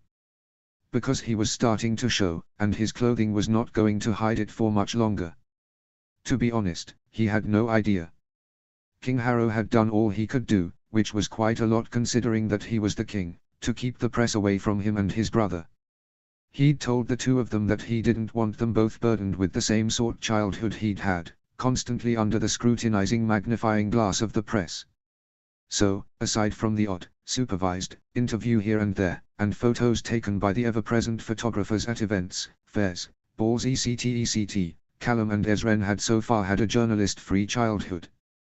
But Callum knew all too well what they could be like. The adults in his life, not to mention Soren and Claudia, had not been so lucky. They, as in the tabloids aka those noisy vultures, had had a field day when Claudia had been spotted with her secret Earthblood boyfriend out on a date. Who was currently helping decipher furniture instructions. How old did you say this thing was again? Terry asked, pushing his glasses up his nose and squinting at the literal sheet of parchment in his hand. Old enough to come with handwritten instructions. Callum sighed. Callum had only known the friendly, nerdy green-haired Earthblood for a month at the most, but they had become fast friends, quickly bonding over a combination of bad puns, magic and Callum's slowly growing love of houseplants. The new puns he was learning was proving fun to torment Rayla and Ezren with.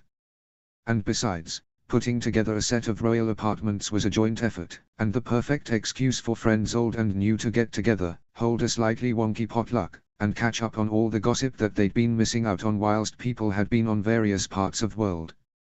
Soren and Rayla were debating the exact orientation of the tea table and chairs in the main room. Claudia was manning the coffee machine that had materialized out of one of the boxes, and Terry was trying help Callum and Ezren put together the king-sized poster bed in the bedroom. Trying. Should we ask for help? Ezren sighed, staring in despair at the half-assembled structure, all dark oak with beautiful woodland engravings on the bedposts. We could get help. Help sounded good right now. Callum flopped onto his back as a wave of exhaustion washed over him. The bump was doing a good job growing bigger by the day, and even better job draining all his energy. You okay, mate? Terry leaned over, concern written on his tanned face. I'm fine. Just drained. Callum tried to be reassuring from his comfy spot on the floor. This kid is tiring me out and they haven't even made an entrance yet. Already taking after Rayla? Ezren asked, tapping an SOS message to Dad to get some help on the go. Yup. And their uncle? Callum zipped back, stretching.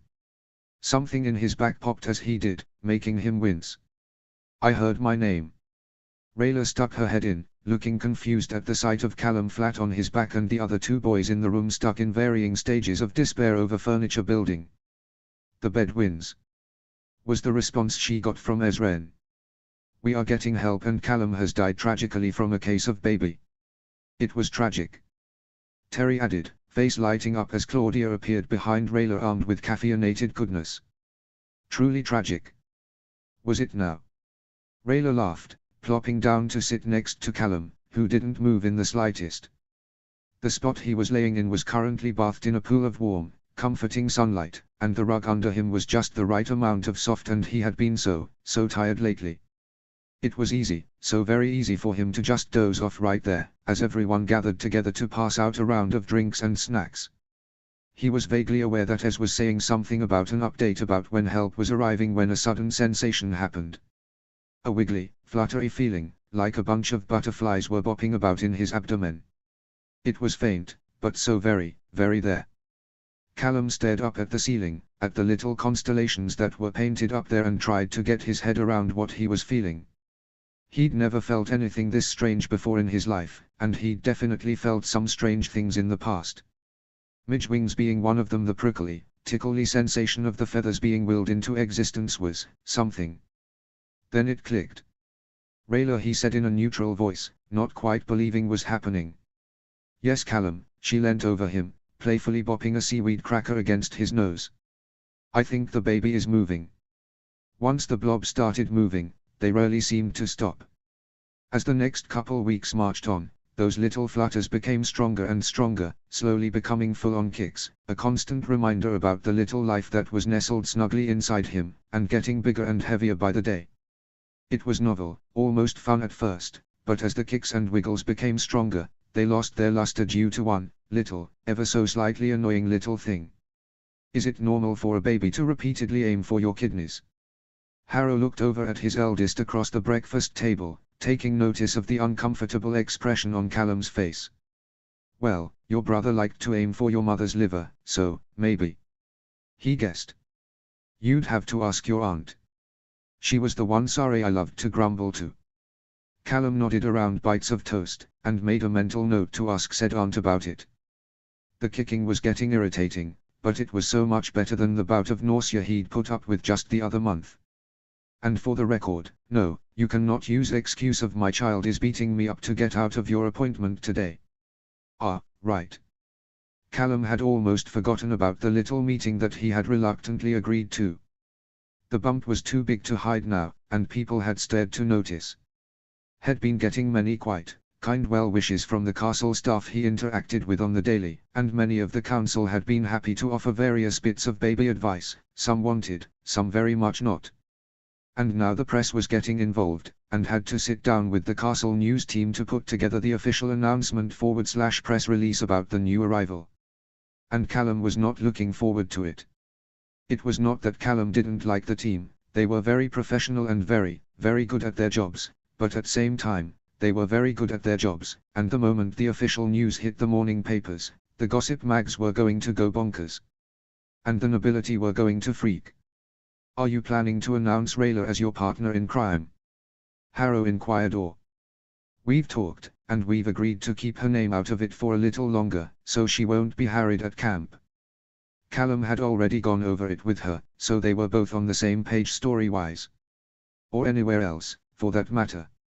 It was Amaya who had brought up the way sorry I was treated by the press when she and Harrow had first started dating, which had led to Callum and Rayla doing an ill-advised rummage through the castle archives to have a look at what she was talking about.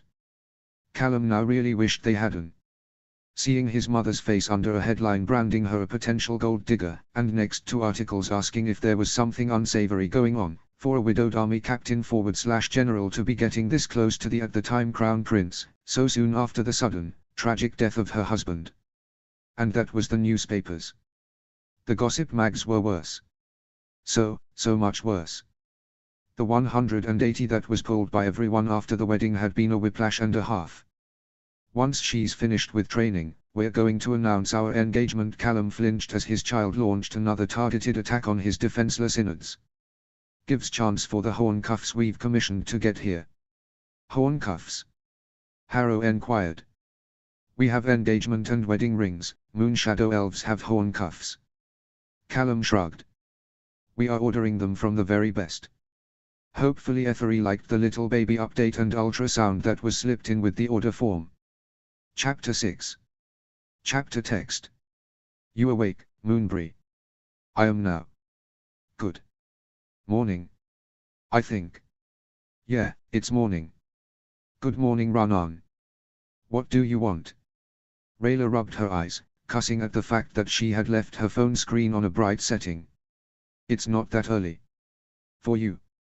It's 2 a.m. here. Ah. Time zones. My bad. The little typing symbol rolled back and forth across the screen a couple of times.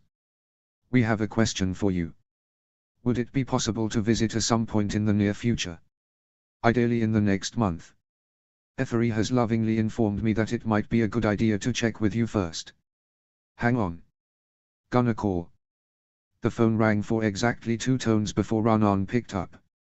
Rayla could hear the sounds of the kitchen she'd spent so many morning and evenings in before uni, with the radio playing the latest tunes from the forest and the stove rattling slightly as Ethery puttered about making a nice, nutritious breakfast for him and Run-On.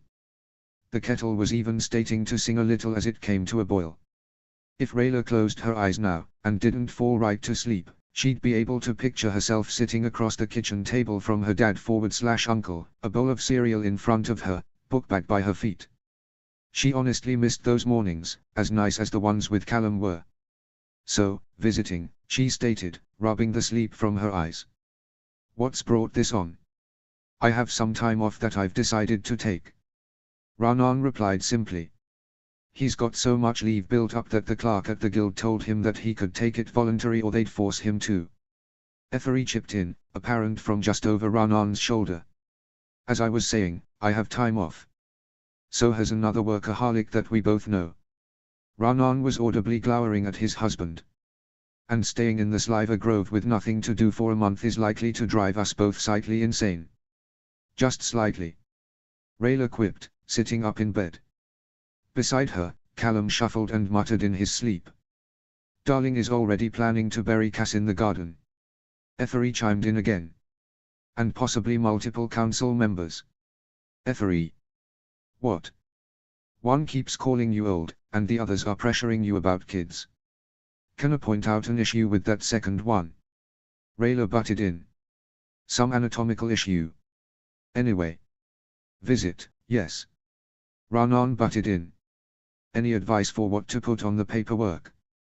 I don't think that putting my actual profession down would be a wise idea.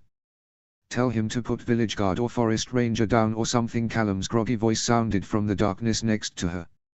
And blacksmith or craftsman for Ethery. Just remember that trying to bring an armory across with you will not end well. You get that? Rayla asked as Callum settled back down, grumbling. Yes, both her dads said in unison.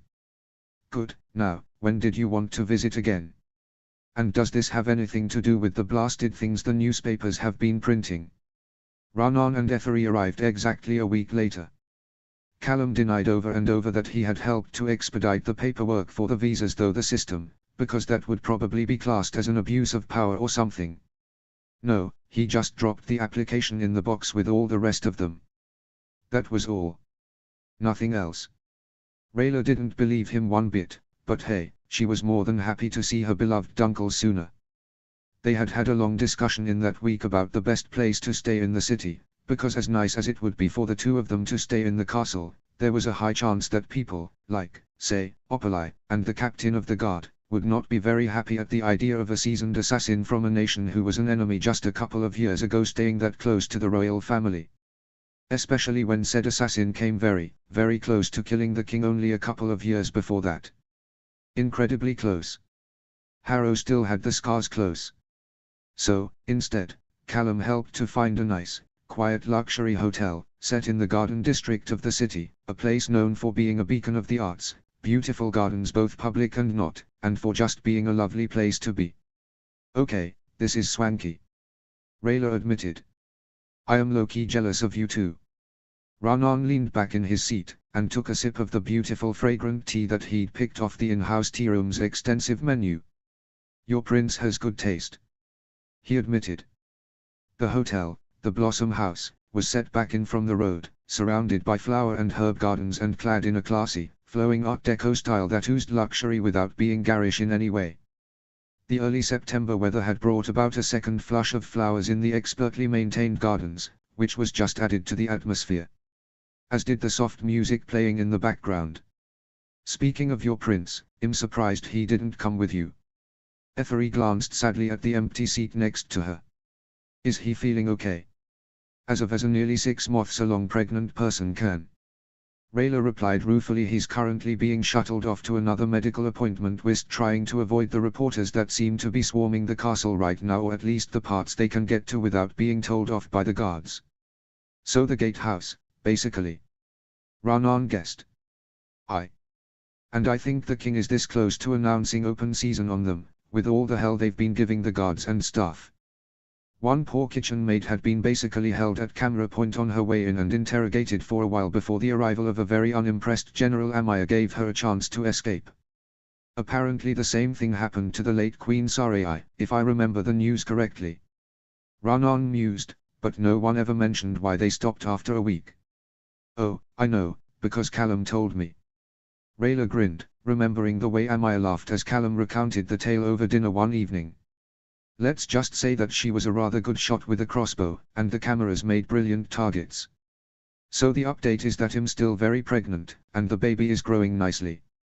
Callum sighed, feeling his back pop again as he made himself comfortable in the giant beanbag that Queen Anya had thoughtfully sent as an early baby shower gift. Also, it's taking after Rayla in the punching department. Isn't that a good thing? Terry asked over his cup of coffee. Yep, means that they are developing well. Callum comforted with a wince. Rayla was still out with her uncles, with the last update she'd sent saying that they were checking out some art exhibit that one of the local pottery schools was putting on. Ethery was apparently after some new mugs, and Ranan knew what he did. Claudia was at her bi-weekly therapy appointment, and Soren was currently, slightly unsuccessfully, attempting to teach Ezren sword fighting in the courtyard below them. So, the two of them had decided to have a snack and a chat to whittle away the time. Can't say I envy you right now. Terry admitted, me and Claudia have been looking up things about pregnancy. Well, she's been looking things up and I got to tell you, none of it sounds pleasant. Terry pulled a face into his drink. I really can't fathom how my mother popped out 6 of us. Maybe she liked being pregnant. Callum guessed. Terry had not really told him much about his mother, as their last meeting had not been a pleasant one for Terry. Don't know. Maybe. But Claudia. Well, she's getting very into the idea of having kids and... I don't know. Oh. My dad wasn't the best. And neither was hers, as we both know. Terry tapped his fingers together. I want a family with her, and all her beautiful weirdness and quirks, but I guess I'm worried I'll turn out like my old man. Distant, Callum guessed, mind bringing up the scattered comments Terry had made about his estranged family. And full of negativity. With heavy hands. Terry sighed. You're not like that. You know you are not like that. Callum reached over to place a reassuring hand on Terry's arm. I know. But that worry is still there, you know. Terry glanced down at the courtyard, to where Soren was being mercilessly bopped with Ezren's training sword. It's just giving me something to think about, that's all. So I offered to ask you where you got the wonder dick from in case they need it.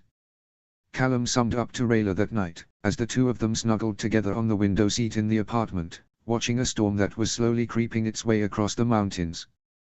Tomorrow she'd be back at base, but this evening it was just them, some warm drinks, and a certain bump. And what was his reaction to that? Rayla asked. Blushing, stuttering, and a polite thank you. Callum had to laugh slightly at poor Terry's flustered gratitude. To be fair, the only other way that the two of them could have a biological baby would be some extremely fun, rather expensive magic-based medical work that honestly doesn't always work. Or to get Soren's help. Rayla pointed out. No, apparently Claudia has broached the subject with him and he's not too comfortable with the idea. Ah, fair. Speaking of Soren. What's this about him and a certain dashing tracker? Rayla redirected the conversation. I overheard a couple of the pages teasing him. Oh, you've not met Corvus yet? No. Ah, you likely will soon. He's been running around with the anti-poaching brigades over at the Wildwoods Wildlife Preserve, the one where they've been introducing Zadian wildlife to the area. Rayla nodded her head in recognition. Well, the two of them have been chatting, long distance and in person, ever since they got paired up for some advanced training stuff last year, and it's obvious that Soren is more than slightly smitten. There was a distant rumble of thunder and a distant flash of lightning as a look of mischief crossed Callum's face. The guard has a betting ring going to when he gets the stones together to tell Corvus that he likes him. Rayla opened her mouth to ask if that was against the rules, only for Callum to clarify. And no, it's not against the rules if you've somehow roped the king into playing bookie. Rayla slinked back to her sparse barrack room at the end of an unusually taxing day, shedding her outer layers of clothing as she did. Well, it hadn't started off taxing, with her waking up to a text from Ronan with a photo of Ethery starfished across the hotel bed. Do you think he's comfortable? But it kind of went downhill from there. The warmth of summer was quickly starting to give way to the first chill of the autumn, blowing in on a wind that kicked up enough dust in and around the training grounds to be a major irritant. The dang dust, fine and sandy, had gotten in her eyes, under her light armor and into her clothing, and somehow into her boots and socks. It was itchy, it was scratchy, and she was sure that she'd be finding the damn stuff in her hair for the rest of her damned life. She was never more happy to see her shower at the end of the day. Granted, it was nothing like the shower at the castle, which was honestly the best thing ever, but damn, it was still so good to wash the layer of grime off. The nice soap she'd pinched from Callum's bathroom was a nice added touch. Her newfound good mood stayed around for a grand total of 5 minuets before it was smashed to a million tiny pieces by her roommate shoving a newspaper in her face the moment she was decent. Now, Rayla liked Kate, the no-nonsense, sandy-haired Catolian she'd been randomly placed with on day one, but at the same time, she was not one to mince words, or antics. So, being told, point blank, that you need to go talk to General Amaya, right now, combined with the picture, printed in full, lucid color, that sat under the last headline she ever wanted to see, was enough to send Rayla running to her aunt-in-law in a panic. Because she was now very fucked, and it was only going to be a matter of time before the folks that had printed that paper tracked down where she was. Chapter 7. Chapter text. Prince Callum's Elven Fling.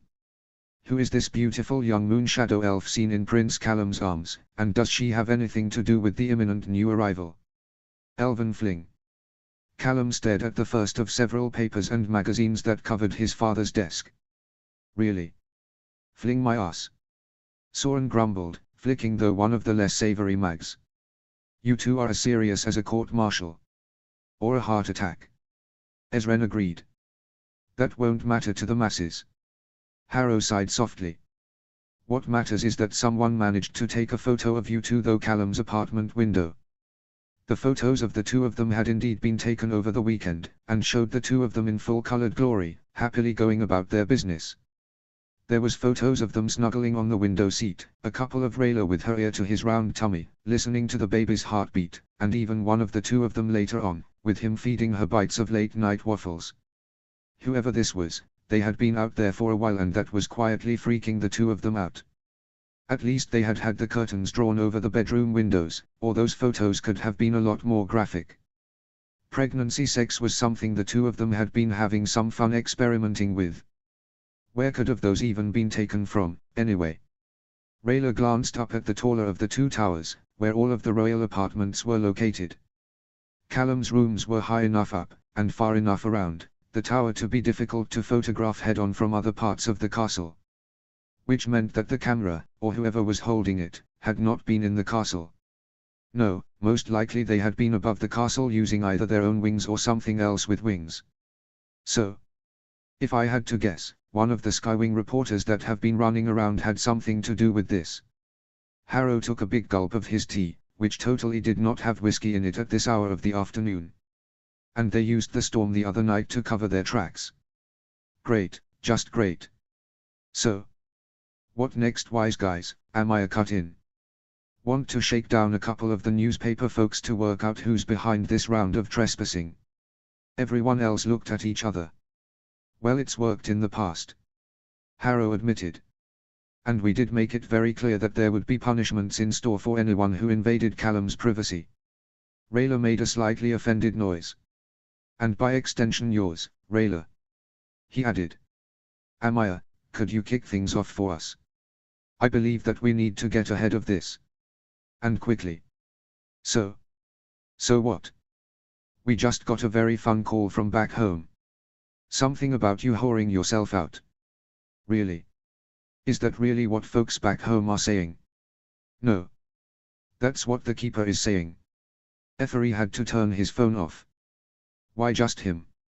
Everyone has his number. Not mine. Dash. Sneaky old fox. Rayla, I am not old. You grumble like an old man. Rude. It's true. Good thing is that I only have a week of basic left. Bad thing is that they know. They all know. In the words of my husband, ouch. Yep. You have our sympathy. And my bow if needed. Thanks, run on. Callum's considering moving the two of us, and probably Soren, to one of the family properties for the rest of his pregnancy. The sudden stress is not good for him or the baby. Sounds like a good idea. Need a hand or two? For moving or getting though the next week? Yes please. The Banter Lodge felt different in the fall. It was still warm, cozy, and full of family memories, but the vibes was just different in a way that Callum couldn't quite put his finger on without there being a thick blanket of snow outside. Perhaps it was the sound crunchy leaves, or the soft scent of mushrooms coming from the woods around them instead of the soft hush of a snowy landscape. Whatever it was, it didn't take away from the feeling of safety the lodge radiated. Callum looked up from his spot on one of the sofas in the lounge /Great Hall combo as Soren and Corfus wheeled a couple of camping trolleys full of supplies in the direction of the kitchen, and felt his stomach grumble a little. Growing a person was hungry work. He'd have to go for a nose later.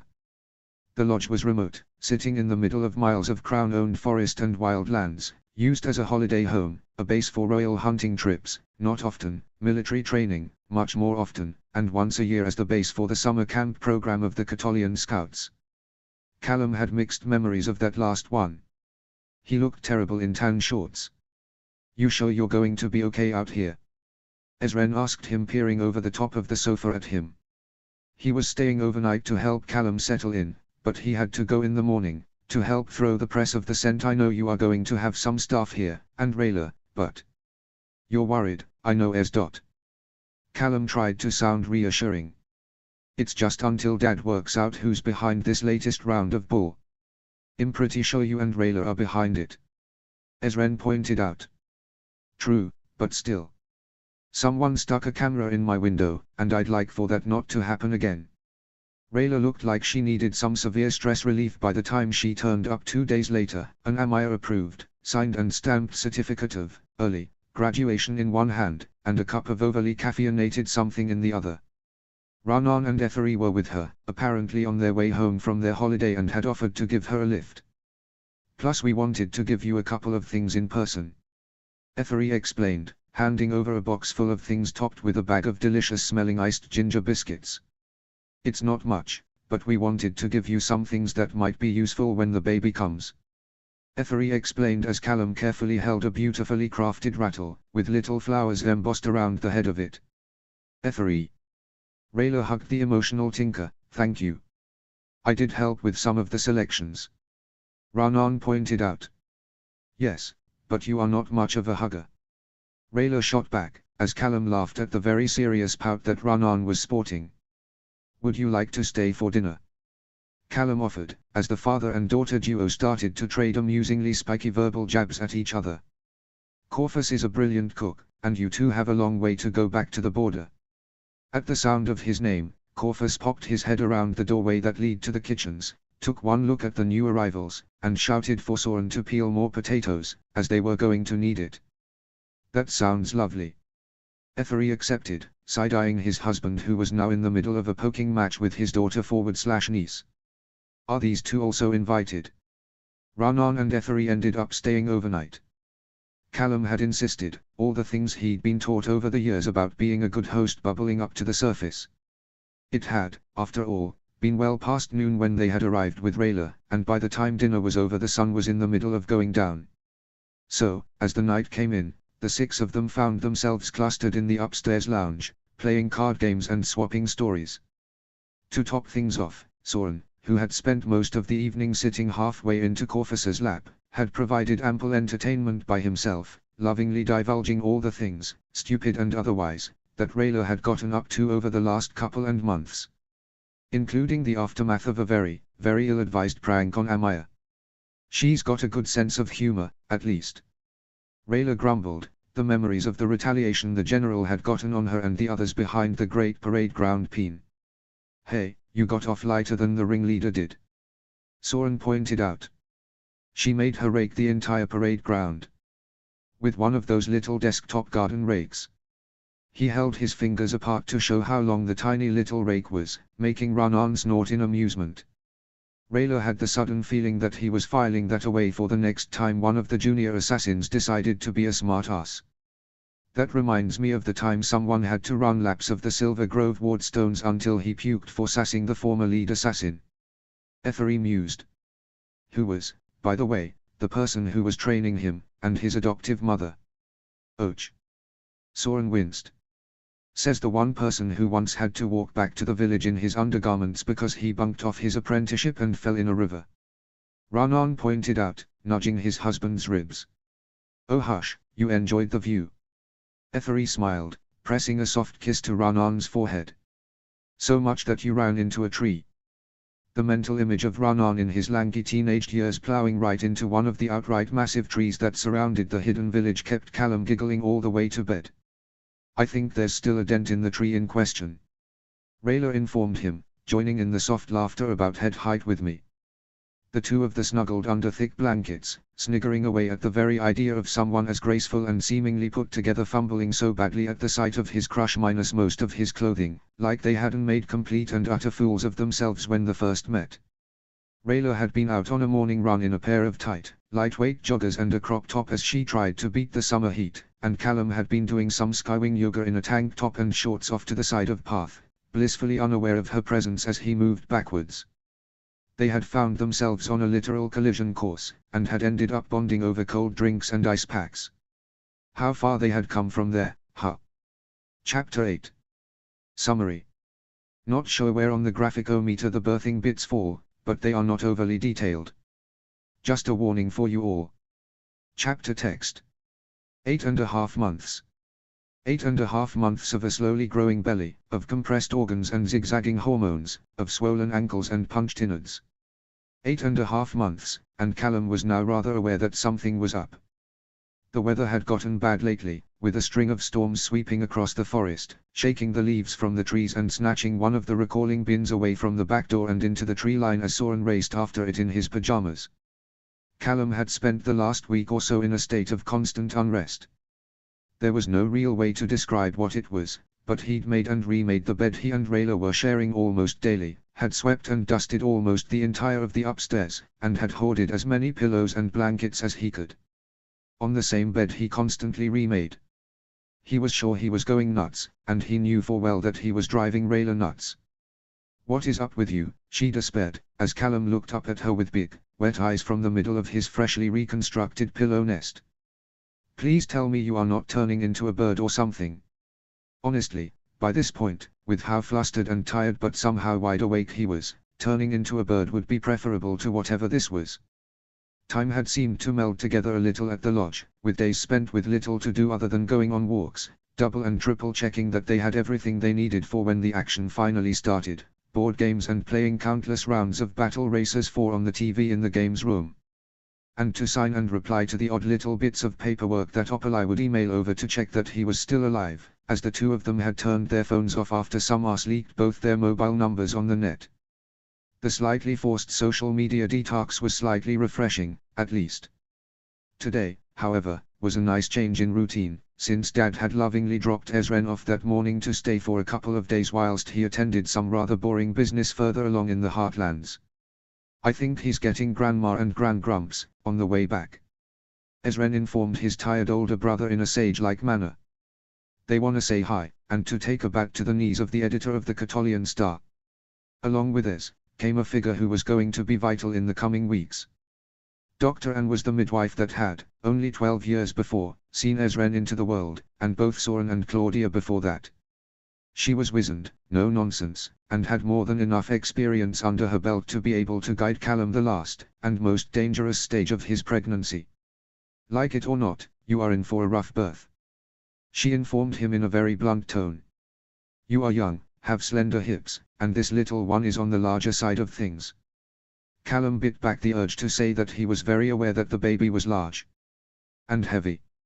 In all honesty, it looked and felt like he was carrying a boulder around under his tunic.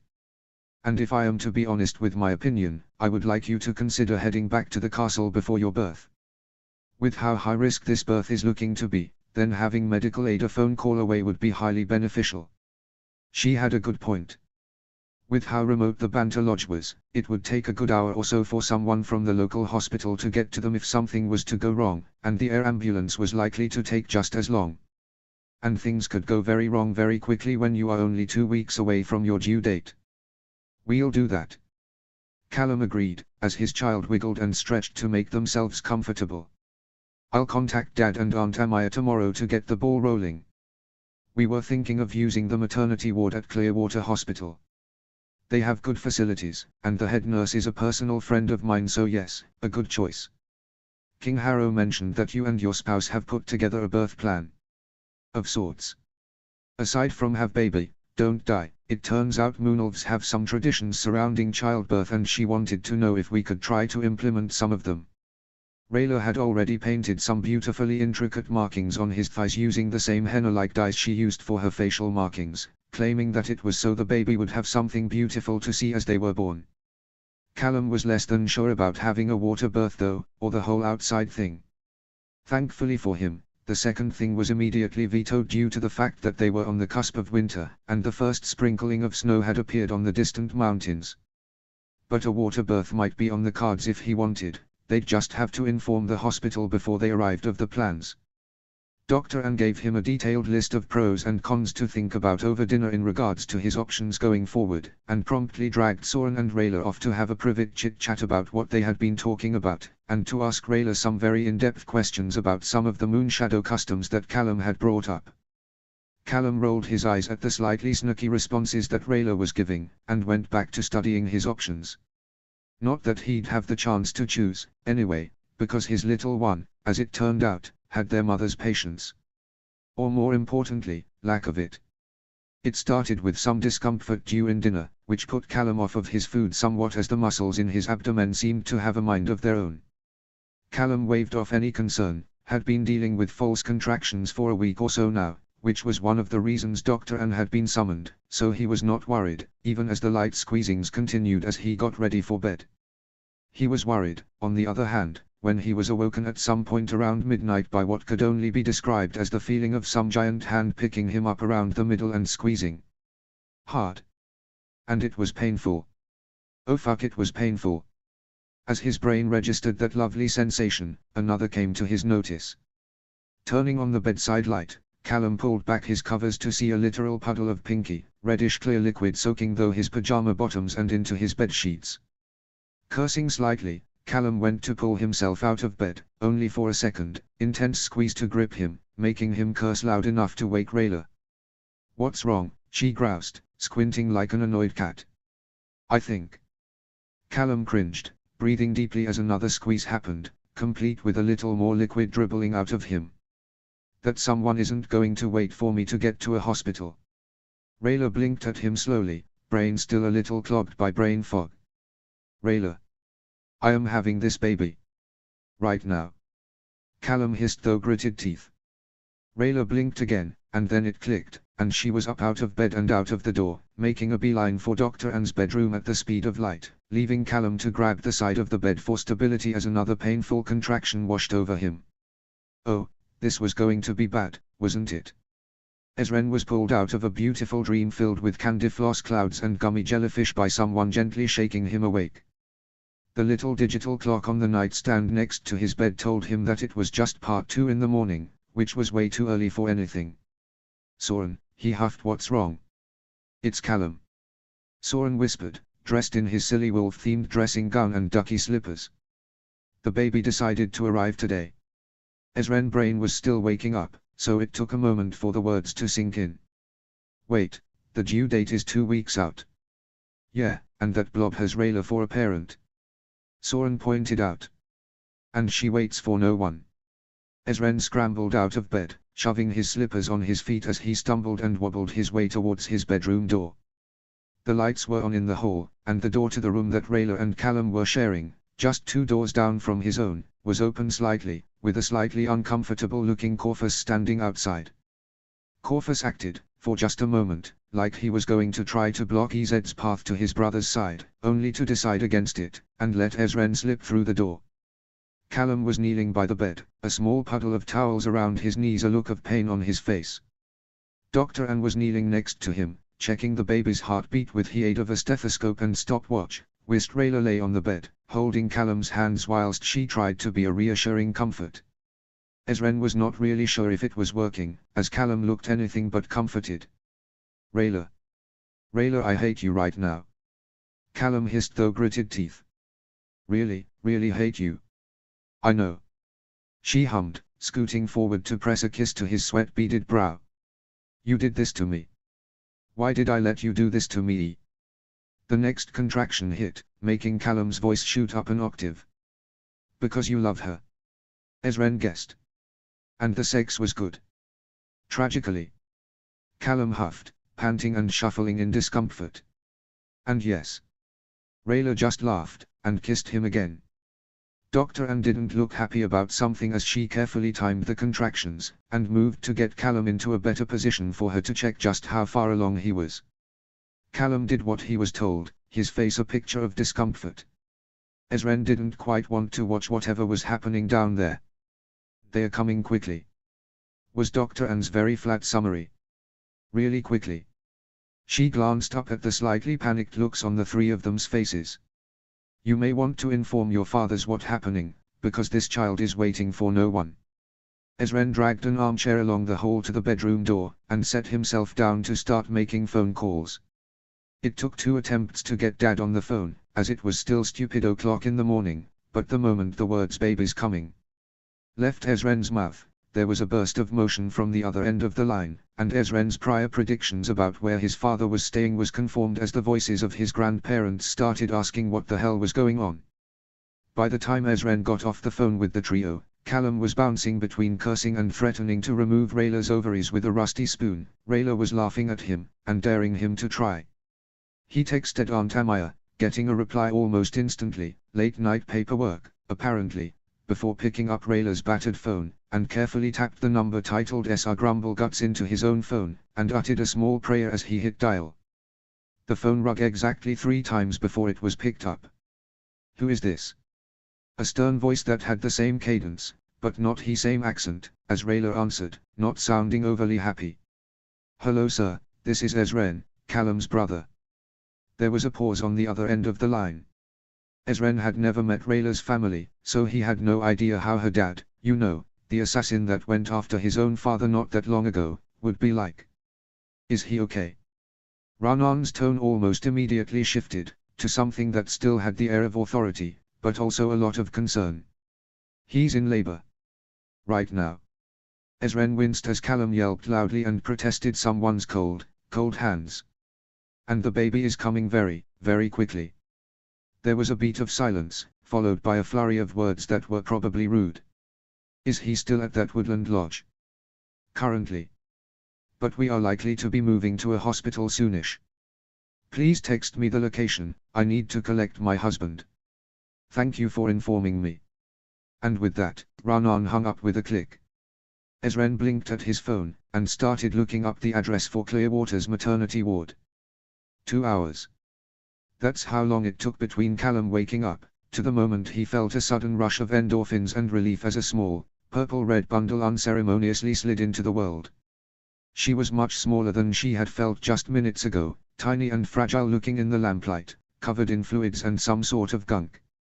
She wiggled and coughed, and suddenly was full of life and noise as she stared to cry, making Callum's heart do weird little flip-flops. His brain was foggy from lack of sleep and the sudden strain of evicting a whole new, freshly made person from his womb, but there was one thing that he knew for sure: he loved that little screaming bundle, and loved her with all his heart. "Oh, Callum, she's so wee," Rayla gushed as Dr. Anne carefully placed her into his arms. "Yes, she is," Callum whispered. "But how?" Callum was aware of Dr. Anne fussing around him, but the limited brain power he could muster was completely focused on the little, fussing squishy thing that was in the process of trying to feed from him, but was struggling a little to find the teat. But she found it, and if there was one thing that no one had brought up to Callum over his many, many doctor's visits, it was how weird nursing felt. The two of them, himself and Rayla, both sat in blissful silence and watched their daughter's tiny, slightly pointed ears twitch in time to her suckles. It was hard to tell whose skin tone she had inherited at this stage, as she was still rather red, but it was clear that she had her mother's hair, as the sparse wisps on her crown were a snowy white, and under them, a pair of dark spots marked out where her horns would one day be. She had 5 digits on her little hands and feet though, so Rayla hadn't managed to completely clone herself. "I think she has your eyes too," Rayla commented, as her daughter blinked up at them with the one eye that was not smooshed against her father's chest. "Yep, those wee peepers are green." "That they are." A quiet knock at the door made them both look over. Ezren peeked around the door, eyes full of curiosity. "Hi, Ez." Callum smiled. "Wanna come meet your niece?" Harrow arrived in pre-dawn light, with both Grandma Olin and Grunkle Chess, and Amaya, who practically took the front doors of their hinges in her rush to check in on the happy couple. And the baby, who was not very happy to be woken up by the crash. "Brilliant first impression, you great lump." Lying swatted her daughter over the back of the head as Callum tried to hush his very unhappy child. Crashing in like the bleeding Kool-Aid man. Amaya looked embarrassed for all of 5 seconds before she shrugged it off in favor of cooing over the baby and dispensing congratulations and offers of help to the sleep-deprived duo. So, Harrow carefully pulled Callum into a warm hug, very aware that the poor boy was feeling very tender right now. "One word, Stitches.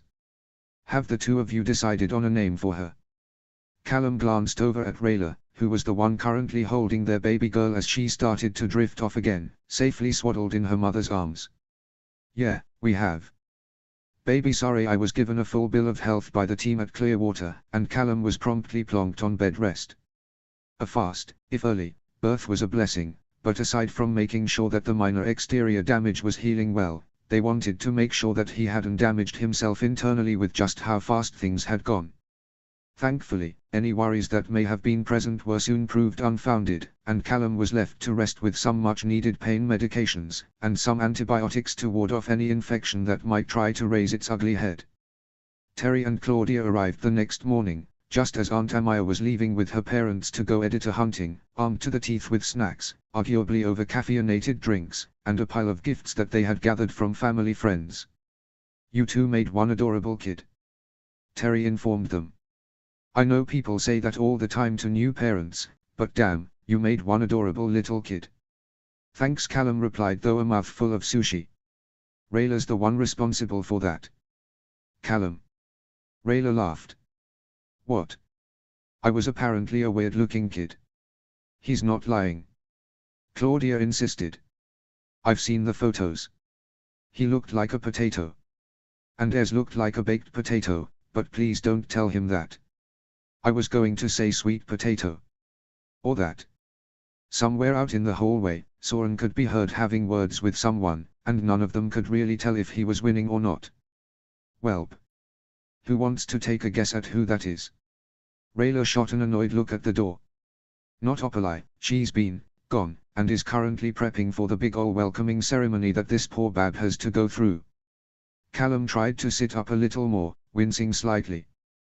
"Dad is helping, and Ez is currently being the best uncle ever and is in the middle of spreading the news to the rest of the royal households this side of the breach. So." Almost on cue, the window slid open and both Claudia and Terry jumped as Ronan, looking a little harried and just a tad disheveled, slipped into the room. "Sorry about the delay." We had to wait for some surprise guests.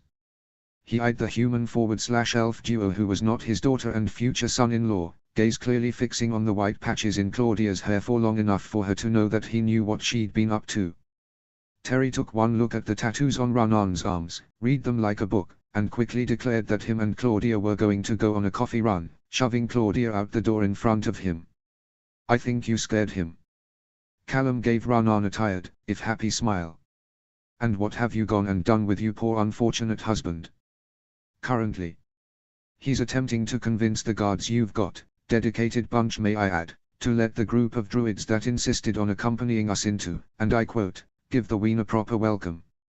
Ranan glanced over in the direction of the growing argument. I'm not sure if he is winning or not.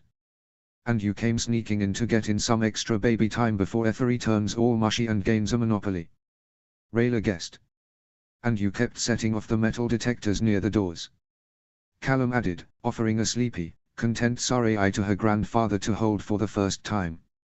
Ranan got the softest, soppiest look Callum had ever seen on his face as sorry eye yawned, wiggled a little in her swaddle, and settled down for a nap. I deny nothing.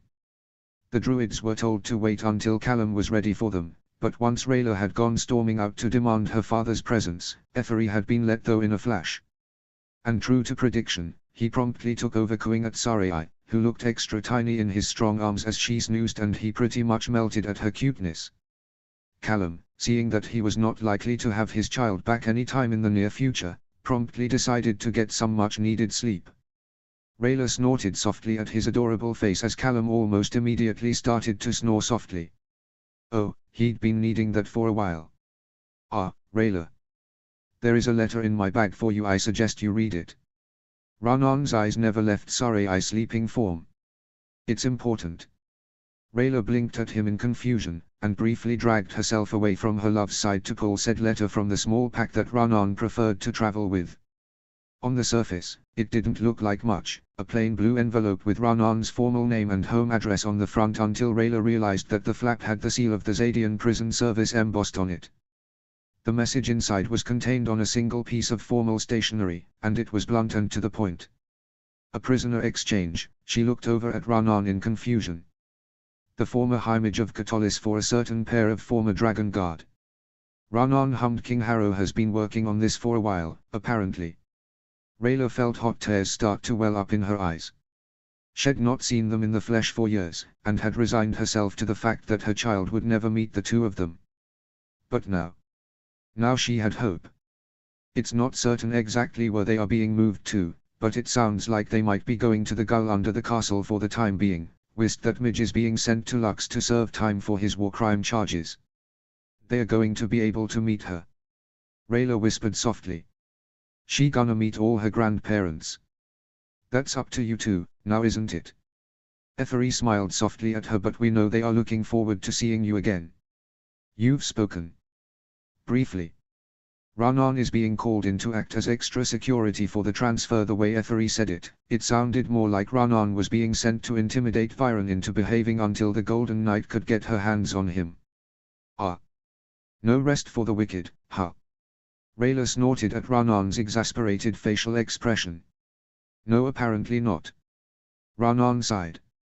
Chapter 9. Chapter text. I'm gonna miss him. Claudia poked the marshmallows in her hot chocolate with a spoon in despair. I mean, I realized now that he was a pretty shitty father to both of us, with Soren getting the full brunt of it, but he was still my dad, you know. And it's going to be strange to not be able to visit him. I thought your therapist told you that was a bad idea. Rayla pointed out. The two of them sat together in a small cubby, safely tucked away from the world in the corner of a chain coffee shop that they both liked. Claudia had asked Rayla to have a chat away from the constant noise and eyes of the castle, as she had some mixed feelings about the upcoming prisoner exchange. Yes, but in case you don't know, I also have some pretty nasty abandonment issues. Claudia stared at the thick, fluffy snowflakes falling outside. Thanks, Mum. So going cold turkey with him would, likely, be bad. Breakdown bad. Yeah, been there. Being told that you are going to be left with some beloved family friends whilst your mum and dad go off to babysit a dragon egg for an indeterminate amount of time aged 7 doesn't do good things to the mind. Shit, you've not seen them for that long. Claudia winced. I saw them last at their trial, 3-ish years back. Ranan insisted that I go. Just in case they were going to the gallows, all that was just seeing, not touching. Rayla replied, memories of crying flashing through her head. I miss Dad's hugs. Mine was never a hugger. That was all Soren. Claudia tapped her fingers on the table. But I'm still going to miss him. Traitorous ass or not, I'm going to miss him. But I'm determined not to let that get to me, not with the packed calendar I'm going to have this year. You mean my wedding, Terry dragging you on a merry plant hunt through the Drake Wood, or taking bets on your poor brother's love life? Rayla asked. Or, could it be that you have a wee surprise brewing? Ha. No. No babies for me. Well, not yet anyway. Terry is still open to the idea, but we both agreed that it's a very bad idea right now. At least the two of you have the best sort of birth control. Yep. Incompatible genitals. Claudia chimed brightly, and the two of them fell out laughing, drawing the brief attention of some of the other coffee shop patrons. But no, really, I'm happy for you, Rayla. Claudia wiped a happy tear from her eye. I really am. But please don't be mad if I'm a little withdrawn for a while. I won't, but if you need to talk, just come find me, okay? Me and Callum are always going to be there for you, and sorry I loves to see her auntie. Callum wrangled his now 2-month-old daughter into what he lovingly called her marshmallow suit, ready for a late-night expedition out into the cold and snow. They were not going far, just out into the coronation courtyard, but the night was cold, full of snow, and not a place for a baby without a layer of decent insulation, even if she was going to snuggled up in her sling for most of the time. You ready? Ranan just texted. They've just passed the parade grounds and are approaching the drawbridge. Rayla haunted the doorframe of their apartments, dressed warmly in her winter coat. I am.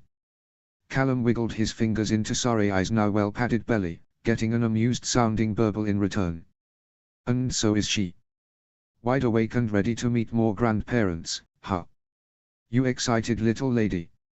Yes you are, Tilda. Rayla chucked softly and led the way downstairs to meet the convoy that contained the last members of the family Sarai was yet to meet. The January snow was thick, shimmering like glitter under dark, clear sky. The prison van, and its pack of guard /support /whatever vehicles rolled into the courtyard a little past 11 p.m., rolling to a stop in front of Soren, General Amaya and a group of Crown Guard, here to take charge of the duo in the back of the van. Rayla bounced on her toes as Ranan made an appearance out of one of the nondescript vehicles, greeted Amaya with the full formality that was expected for a situation like this, handed over the required paperwork, and then along with two of the guard, Soren, and a couple of stout-looking Skywing guards, he opened the doors to the prison van. Her mother exited first, huffing in displeasure about the cold, followed quickly by her father. They were both dressed in plain prison-issue winter garb, and were shackled hand and foot, and seemed thinner than Rayla remembered, but the moment they spotted Rayla standing there off to the side they both lit up like the morning sun. Hi Moonbury, Lane chirped, tired but glad surprise. Her mother rolled her eyes at her husband and gave Rayla the brightest smile in existence. They waited until they were all indoors, out of the cold, to introduce Sarai to Lane and Teodrin. Moon and stars, she's such a bonny lass. Teodrin cooed, carefully cradling her granddaughter in her arms. We honestly never thought we'd meet you, little one. Lane smiled down at Sarai from over Teodrin's shoulder, getting curious burbles in response. They were currently clustered in the waiting area attached to the jail, a small room containing the intake desk, currently occupied by Soren, who was not liking the paperwork, and some benches that were firmly attached to the walls, meant for both prisoners on their way in, and for people waiting for people to be let out. It was slightly sparse, rather bland, and not the most ideal place for a family reunion, but it would have to do for now. We were planning to bring her to you once she was old enough to travel so far north. Callum explained. But you managed to beat us to it. Rayla grinned, and poked her dad in the ribs, getting a bemused noise in response. You sneaky elves. Rayla had perched herself on the bench next to her father, whilst Callum had taken up residence next to her mother, leaning over a little as Sorry I started to fuss a little. They made an adorable, if a little strange, scene. Ranan seemed to think so at least.